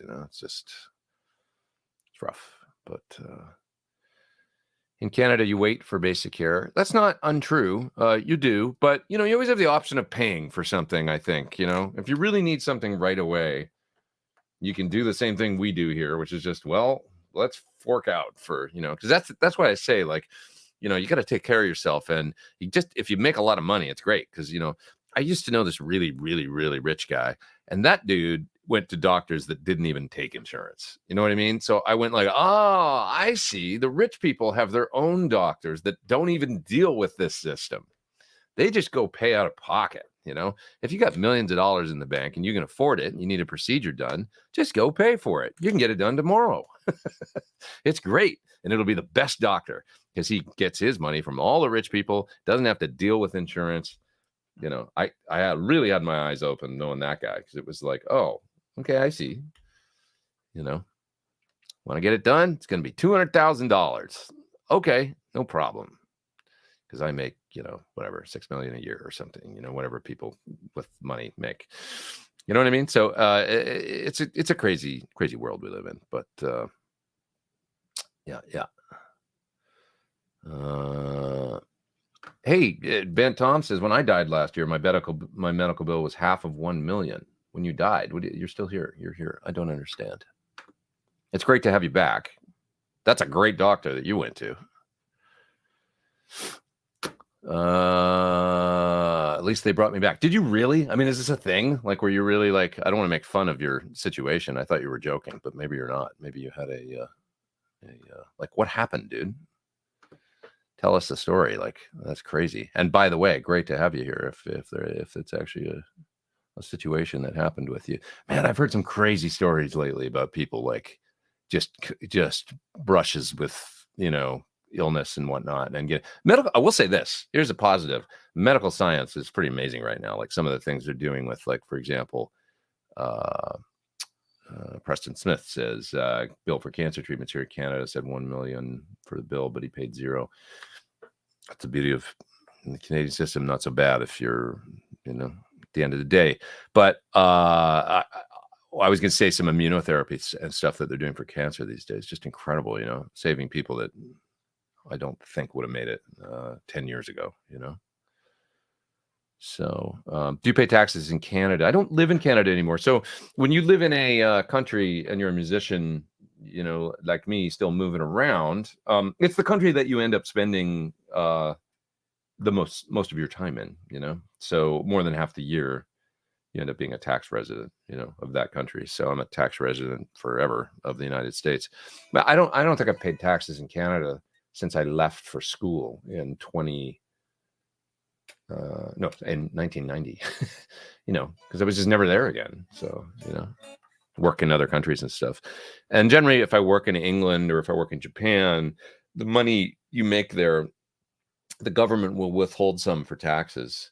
And then you end up giving a form to the US government showing that money that was withheld for taxes. And then when you do your US taxes, they offset. They don't double tax you. They're like, oh, this guy already paid the money over there. Okay, so we're good. It's just like a tax exemption form, essentially when you're working outside of the country. Yeah. It's not as difficult as it sounds, or as some people may think it is, Okay. Let's see. I just read comments on EJ at the Dallas Guitar Festival and made me realize how ridiculous the guitar community has become. How ridiculous is it? Chris Isaac was in Silence of the Lambs. Was he? I don't remember that. Which character was he? That's interesting. I know he did some acting, but okay.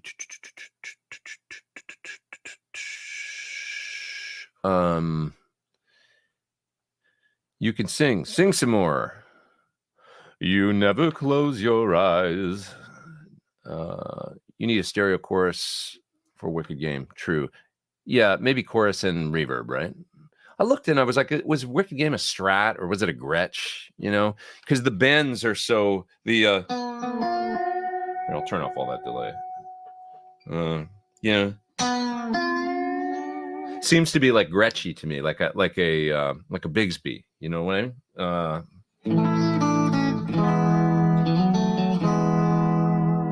Like I always wondered how,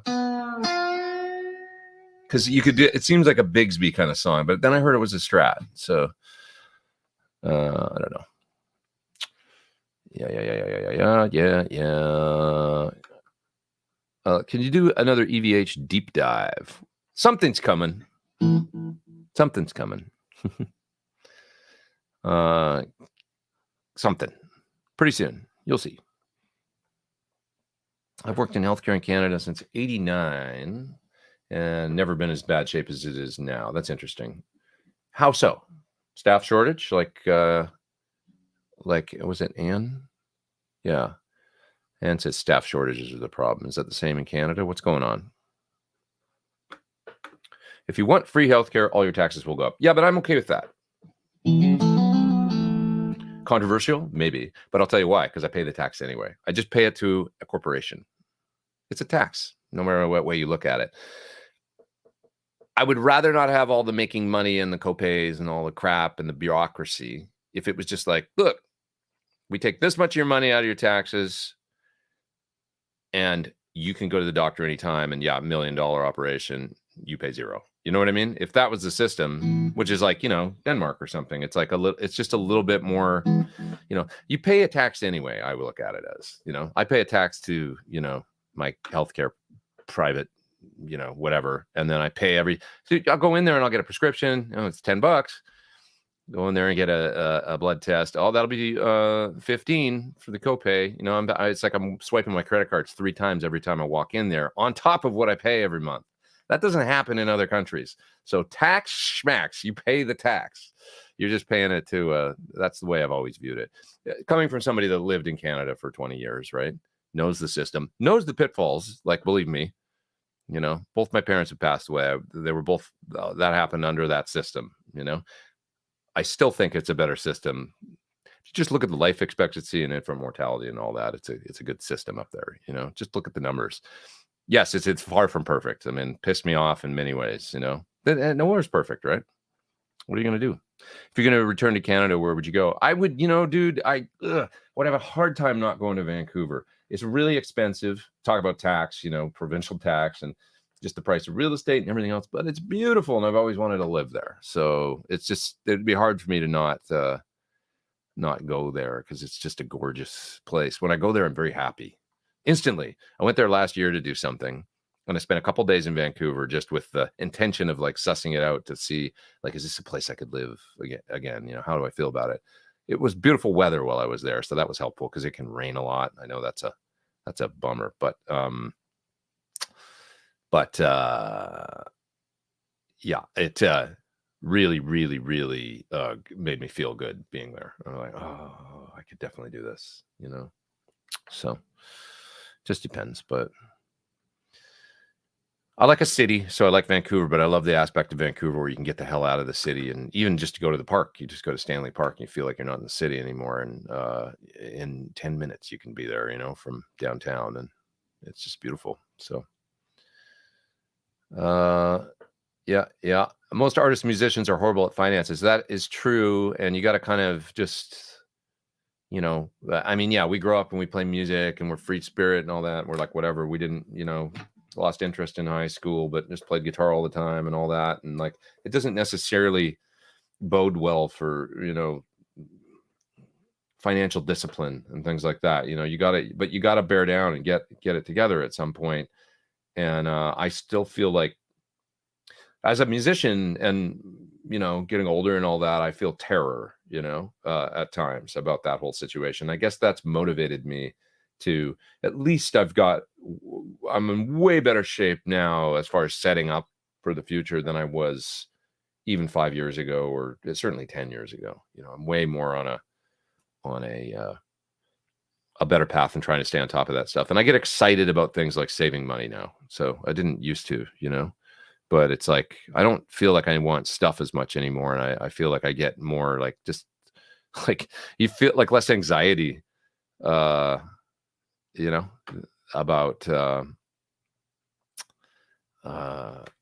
life, when you take care of yourself, it feels good.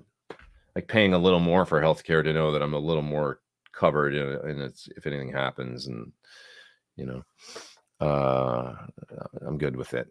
Just as much as I rail against the healthcare system here, because it does suck. It sucks, but that said, I choose to live here, and so I got to put up with it, unless something changes. So I try and do the best I can with it. I saw an old YouTube video of Justin Sanico at your studio. You mentioned about maybe building a 412 for studio with 4 different speakers in it. I never did that, but I do have my cabs now have 2 different speakers. So I sort of did that, I guess. That was sort of the intention with the, as much as just the way the cabinet sounds when you stand in front of it. The thing I like about the PT 412s is that if I play a show that's a little more hard rock and I go, well, maybe a V30 tonight, I can just mic it, I'm a greenback guy overall, but I do like V30s for some things. And maybe for cleans, they're a little more, the thing I like about a greenback makes it, for dirty sounds especially, makes it a little ho-hum on clean stuff. So it's not my first choice speaker for any clean sound at all. You want like a nice, clean, sparkly thing. A V30 is better at that for sure, because of the upper mid spike that some people find that makes it edgy for dirty, right? That's just what you need sometimes to make it, a clean poke through, and so yeah. Wrecking Crew, US Senate's the same way. They get platinum healthcare at the VA, and veterans get bottom. Yeah, I mean, veterans should be, I'm all about that. If you get people going to do the crazy work that those folks got to go do, and then they're not taken care of, I'm not okay with that. They should have the best, it's absolutely. And I don't mind, like, at all, the concept of me paying out of my taxes for that. It's like, but the reality is I feel like we should all have it. Back to music, please. Sorry, Philippe. I get passionate about this stuff, though. This is part of being a human being, so I get all worked up about it sometimes. Ben Tom says, don't take it lightly. I had a near-death experience in the whole thing. Wow, dude, I didn't realize that. That's amazing. I'm glad you're still here. Congratulations, and to the rest of your life, and we're happy to have you here. See you every week, and I appreciate you. You completely changed my life perspective and that's, sorry, now I'm off music again, but I mentioned that my parents, have both passed away. I haven't had, I would say, a near-death life experience, but that's the one thing that I would say that I learned from that, people close to you passing away gives you a new perspective on life for sure. And maybe more thankful for things, and you sweat the small stuff less, right? A little more present, I feel. Thank you for the super chat, and I'm glad you're here. Reza, thank you for the super chat. In the recording studio, do you favor rawness over perfection? EVH, for example, made classic errors that now sound great and natural. You got to be, that's a great, great question, Reza. And you got to be aware of when you've done something, like you just did a track, maybe there was an imperfection or what you heard as when you played, and it might be good to get a second opinion or get away from it for a second. If it's not an obvious, horrible, glaring mistake, to get a little distance or ask somebody, or just like a distance is a good thing. So I find sometimes I need to take a dinner break when I'm tracking, especially when you're alone. Because when you're in the studio with an engineer, you get an instant feedback. Oh, I screwed that up. Maybe they'll go like, no, that's cool, man. Like, check it out again, listen to, or if there's a producer, that's kind of their job. If you're on your own, though, you got to produce yourself. And I've gotten, I guess, fairly aware that sometimes I get too micro into the part that I'm recording, and I get really focused on like every note and the timing, and I can hear one little imperfection, you're like right in it, like tunnel on that part, tunnel vision. And if you leave and go get a coffee and go talk to somebody for a few minutes and come back and then listen, you go, oh, you start to hear it as part of a whole. Like now you're not focused on the one, like, if you're looking at a big picture, You're looking at big picture, you know, you're not focused on that little man that's in the picture or whatever's painted or a little thing, an imperfection, something you don't like. You just see the whole thing. And try and get that perspective always, you know, and not erase. And if it still bugs you when you get some distance from it, if you come back and you keep hearing it, it's like, drives me crazy. Then you got to fix it. If you come back, you go, I don't even remember what was wrong. And actually, it sounds like a good take. Then you're good, you know. That happens to me a lot where I get away from it. And it's really important to know your own, because otherwise you'll just sit there and do 60 takes and get frustrated. And, you know, you might be there. You might be there at take 5, you know, even if you're having a hard time with it, but you just didn't realize it. Then you go past it, you know, you end up losing the spontaneity of the moment. And, you know, I'm not the guy that if I know the song and I'm tracking, okay, maybe within 3-4 takes I've got it. If I don't know the part and I've just made it up and now I'm like doing a solo and I've got like a kind of a framework, but I'm not quite there yet, I can do a lot of takes. Like people think like, oh, you never make mistakes. No, I make all kinds of mistakes. It just takes me a long time sometimes to get to the place where I'm happy with, you know, it sounded a little like when I played Wicked Game a few minutes ago. It's horrible. And then, you know, you get there and like, oh, now, okay, now I got it. But it's a little like that when I'm coming up with a part or solo. It's like, no. And then when I'm close, I'll start to hit record. And then I'll play through it and play through it and play through it. And it might take 45 minutes from that point, or it might take 1 minute. It just depends, you know. You might be like, that was pretty good. I think I got it. Or you might be like 35 takes in and be like, I'm not there yet. But I generally know when I'm at that point where I'm close and I maybe got it, but there was one little mistake. That's the time to take the break and listen and come back, you know, and go, no, it's good. It's good. It's good. There's spontaneity in it. It's good. And then there's times where, and it's generally if you're executing something really technical and it, you know, it's like where you're like, no, I'm not there yet. I'm not there yet. I'm not there yet. You find like, okay, I'm getting in the zone. And then you're like, okay. Now, sometimes I do a take where it's like almost there and I'll listen to it and I go, that's probably good enough, but I think I can do better. And that's a different feeling where you're like, okay, now I'll like, I'm going to save that, you know, maybe go to a different track and arm that and just put good take, you know, take 1 solo, whatever, go to the next track, arm that and do it again. And then I tend to top it. When I go that, I go, all right, I'm good. I got it. I know I basically got it, you know, but let's try for one more. And then I'll tend to top it then, you know, because maybe it's like knowing the security's there. You've already got it. Give it another 5-10 minutes. See if you can get a better take. And then if you don't, you're like, we'll go back to that one. That almost never happens. I always generally top it and feel better about it, you know? Okay. So will you demo the new Keeley Andy Timmons mod? I would love to. You know, he asked me to demo a pedal recently, and I'm not sure if it's that one. He sent me one, and I just haven't got to it yet, so I haven't looked to see if it's that pedal or not. It might be something else. I'm just not sure. So, man,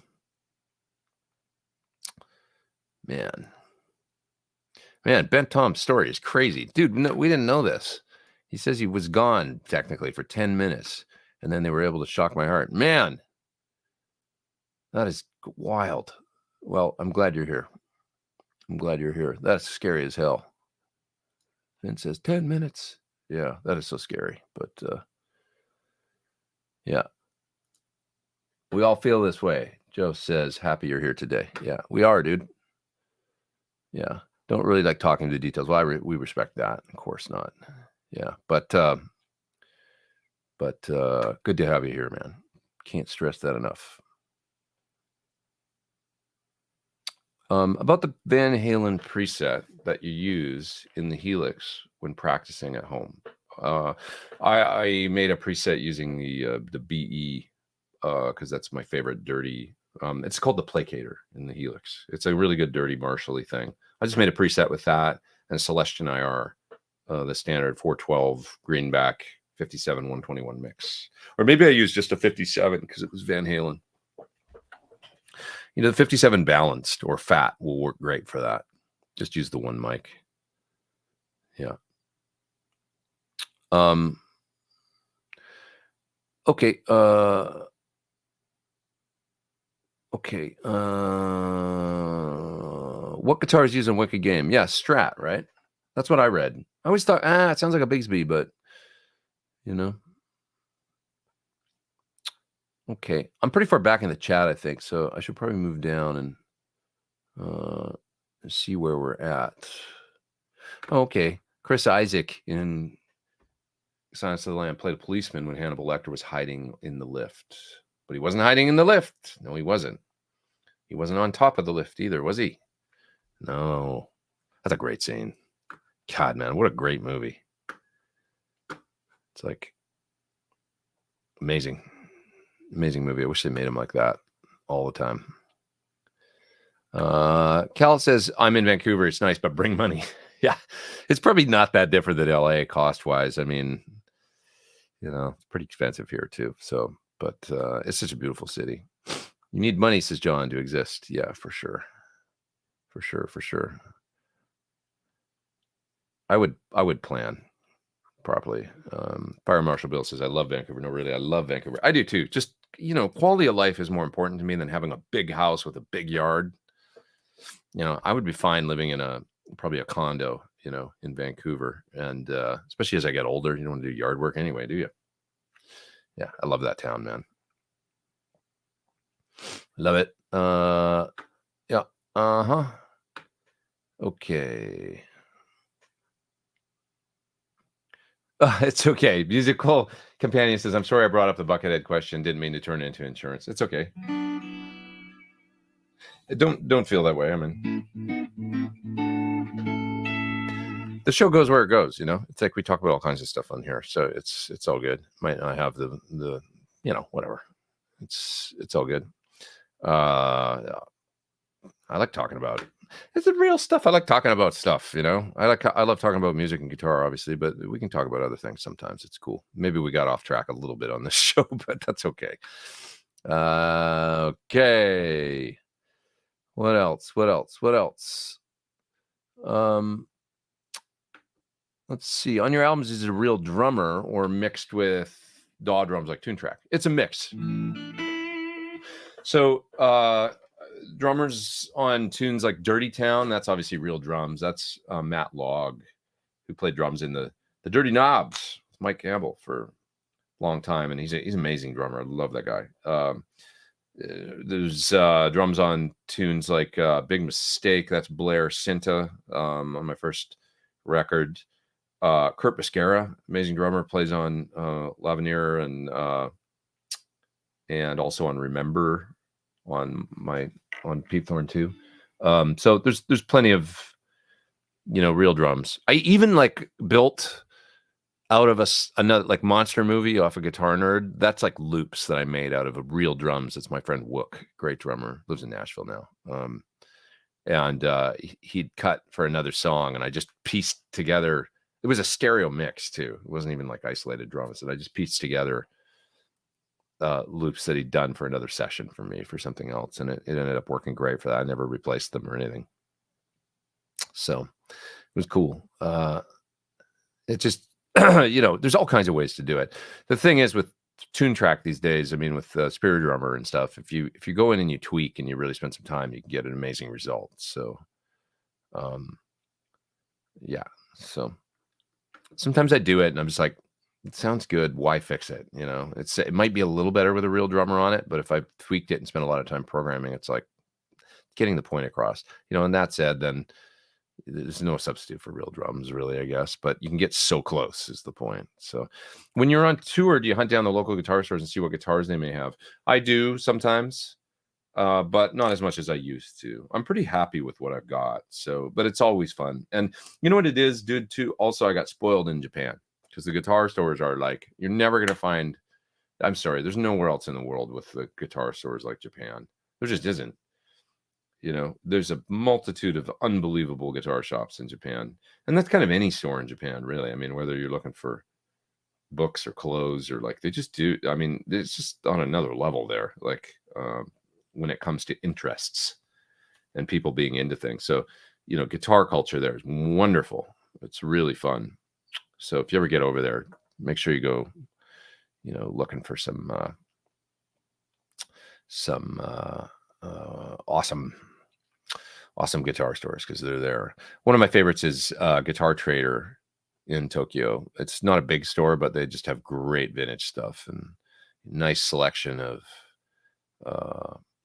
they'll always have like 3 black Les Paul Customs from the 50s. They'll have a few gold tops. They'll have, maybe a burst. They'll have,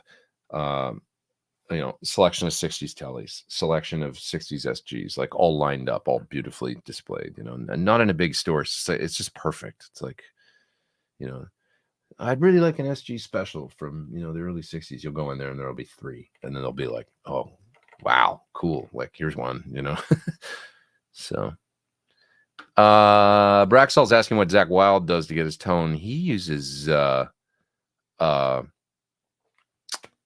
Marshall JCM 800, I believe. Doesn't he push with an SD1 sometimes, or a Boss? I think for overdrive, and then he used a Boss chorus. As a matter of fact, I've got a fond memory of the LA Amp show where I was in a room playing in the Metropolis room, and I was playing them really loud, and he came in. He's like, "You got good tone in your hands, brother." I always remember that. It was very nice, and he's like, "Let's hook up 2," and there was a chorus pedal. I don't know if it was his but he goes, "This is what I do." And he actually hooked it up. He was down on the floor plugging in the cables to the chorus and plugged me into 2 plexis with the chorus. And I just like ripped through 200 watt plexis with him there. It was really, really fun. Like, and he was I just remember him being real sweet. So, and I've met him a few times since then, and he was always very nice. So, but yeah, I believe it's just Boss. Yeah. All right. Yeah. What do you think of tube hybrid amps like the Orange Micros? Why do I think they're not more popular? Seems like Friedman mini heads had a tube in them. They would have been more popular. There's a long stigma that I don't think is as prevalent anymore about tubes in solid state. Convenience has become a big factor for a lot of people. And I don't think it's as much like I kind of agree with you, I guess. I just think traditionally it's been the case that nobody wanted to get into hybrid, or it was always seen as a cheap way or a compromise and now people are like, yeah, light, we like it. Tubes, who wants to deal with that? It's a little more like that these days out there. I find the climate. So I kind of agree with you. I think it's a good time for a hybrid thing. I just think traditionally it hasn't been, and that's why they've not been more popular. If marketed right, I think there's a possibility that could change, yeah. So John says C# over D. Should we do it? What's wrong with that? I think it's beautiful.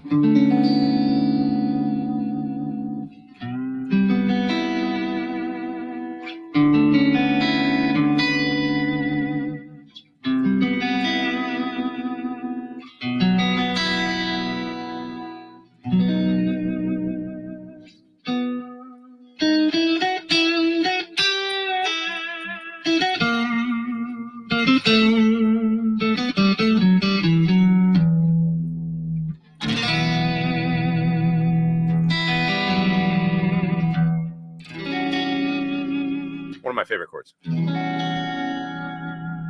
Why not, right? Ooh, I've gone a long time today. No, I haven't. 2 hours and 3 minutes. I just looked at the clock. I guess I started late. That's what it was. Sorry. Ben Tom's asking if Zach Wilde used an SPX 90 for chorus. He may have when he was in his rack phase didn't he use Metaltronics for a minute with the preamp and all that. He might have gone SPX 90 during that era. But I think overall he's just a pedal guy. Boss, I think. As I understand it. No more tears and those types of tones. Pretty sure that's just 800s and boosted with a pedal and a Boss and stuff. Yeah. Okay.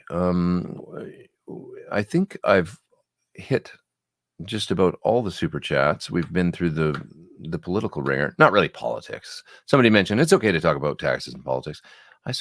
Or taxes and healthcare. Yeah, I don't really think that has to be. It's interesting. It doesn't have to be political. Everybody needs healthcare.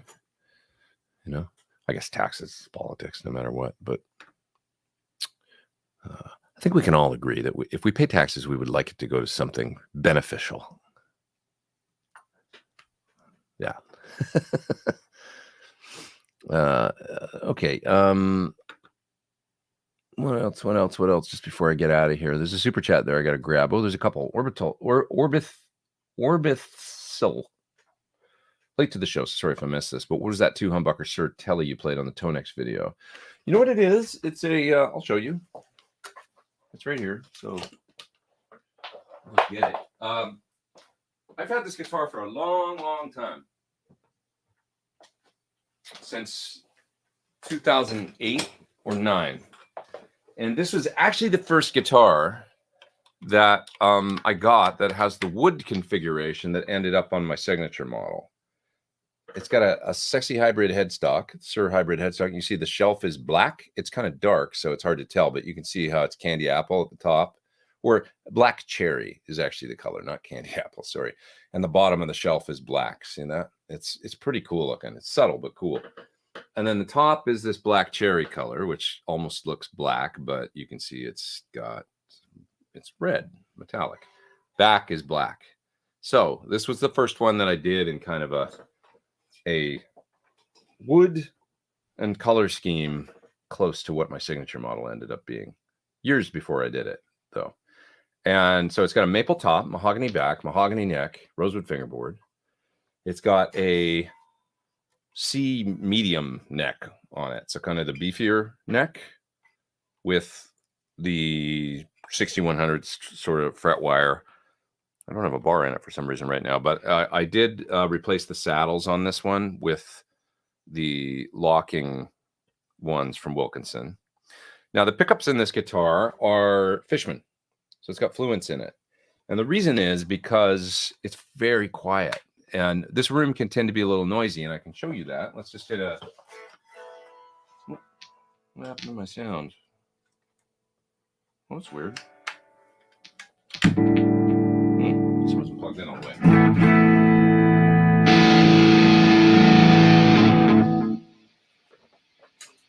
So I got a fair amount of preamp gain going... Oh, because the compressor's on there, but... Now, that's the volume up all the way on the guitar.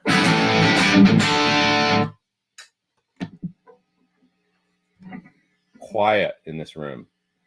This guitar with these pickups. Turn this way, it'll buzz a little more. Right? It's really quiet. And because this room's a little tough for that. And that's why, I had the tone control back, but still really quiet. I mean, for the amount of volume and gain.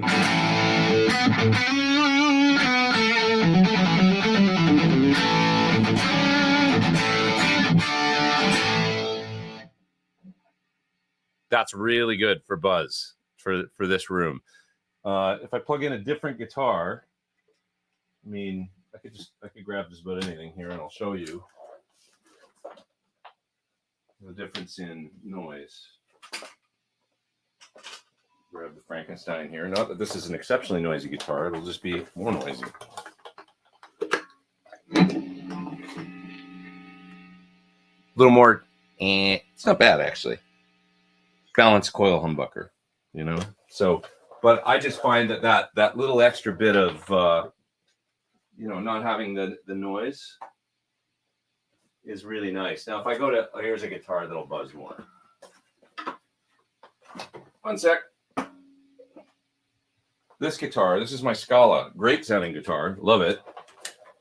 But you're probably going to find it's got more noise. I'm just talking about that stuff. Right? So let's add overdrive to it.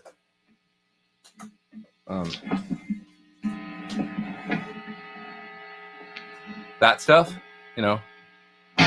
I can hear my voice through this pickup. Must not be potted. Hello. Okay, so let's go back to the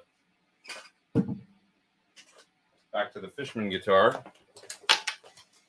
Fishman Fluence.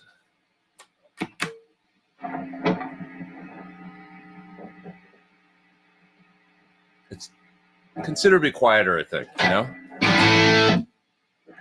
So when I'm trying to track something with a lot of compression or a lot of gain in here, and I'm finding there's a lot of that buzz,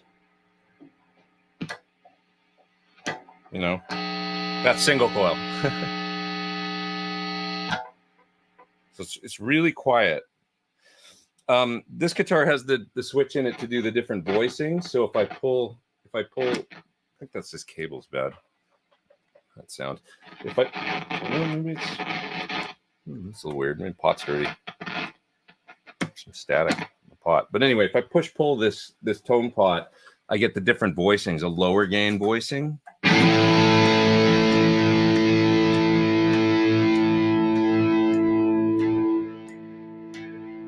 can hear it going back and forth between the hot and the. So it's supposed to be sort of PAF hot, right? Yeah.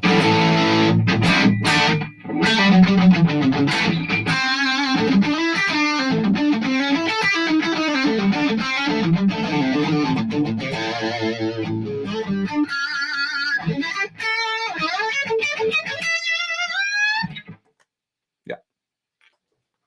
So that's this guitar. And I like the Fishman's in it. For years, I had different pickups in it.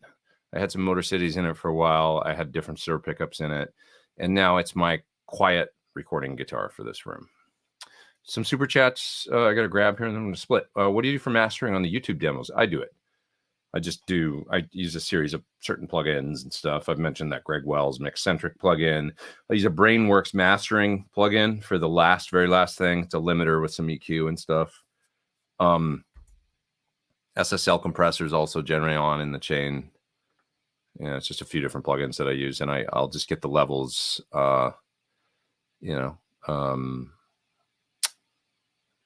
dialed to sound good. Peter, what's up? Killer Sunday Show videos this week. Okay, so let's talk about. Thank you, Peter. You're always here. You always ask me that, and I appreciate it. And I like to you kind of get me on track for the week to think about what I got to do. So, okay, so. Video tomorrow will be on these pedals that I've got plugged in here right now. So there's a compressor and a tremolo. Kind of an interesting tremolo. A delay. Let's turn up the feedback, see if it oscillates.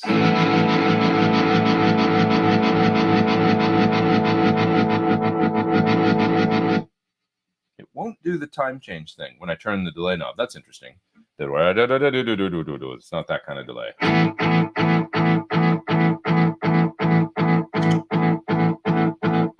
So it's digital, but it sounds very analog. Yeah, so anyway, tomorrow, video on these pedals that I can't tell you what they are because they're coming out tomorrow. 4 pedals. And then very, very, very special coming Thursday. So please check out just Thursday, come to my channel and check it out. You'll see what's going on. It's been a long time coming and a real group effort of folks and a really, really cool project that I got to be involved in. And so there'll be a video on that coming on Thursday. Special this week. So check it out. It's a secret, but the secret's almost out. Chris says PT50 on Thursday. No, you'll never guess actually, but it's cool. So very, very, very rewarding experience. So, all right, I'm going to split you guys and get back to work and get a bunch of stuff done because I got to get the video done for these 4 pedals here for tomorrow. So it needs to happen. But hey, have a great week and everybody have an awesome time. And I enjoyed the commentary this week. I know we veered off from music a little bit. I'll try not to do that again. But sometimes, hey, it's okay. We're human beings. You know, the other thing about that, just I'll say, you guys, I see a lot of you every week. So I feel like I know some of you, you know, even though I don't, you know, but we share stories here and we get, you know, so invariably like the subjects will drift off sometimes, you know, where we talk about things. So I'm cool with that. You know, we're human beings. So Lauren said it best. He said, you know, music is, or what did you say? Now I'm going to forget what you said, but you said it's human. So, you know, we're human. We talk about human things, you know. So I wasn't very artful. You said it better than I did. All right, everybody. Take care. I think Ben's on tonight, right, Ben? So check out Ben's show. And hey, the hockey game's on tonight, right? So check that out too, because the Oilers might get eliminated tonight, right? Or maybe not. I've been watching the series. They've been doing great though, I gotta say. Like Oilers and the Vegas, good series, like good matchup. They both had games where they were, won 5-1 against the other team back to back. It's crazy. It's been a really interesting series, and they look kind of evenly matched out there, I find. And I'm not a huge hockey fan, but like I'm still an Oilers fan no matter what. If they're in the playoffs, I watch. So, anyways, it'll be on tonight. I think it's 7 LA time. So, all right, everybody have a great week, and we'll see you next Sunday. I'll actually be in England, and I plan on doing this at the usual time as long as I'm not in rehearsal. If I have to change the time, I'll let you know, but I think I will have arrived that day, and I might not go too long next week because I will have rehearsal the next day, and so it's going to be kind of intense. So, but I'll definitely do the show and do it, maybe an abridged version of the show. We'll see. I just watch this space, my YouTube or Facebook and stuff. If I need to change the time or modify the time a bit, we'll see. But I will do it. All right, everybody, have a great week. Appreciate you all. Take care, everybody.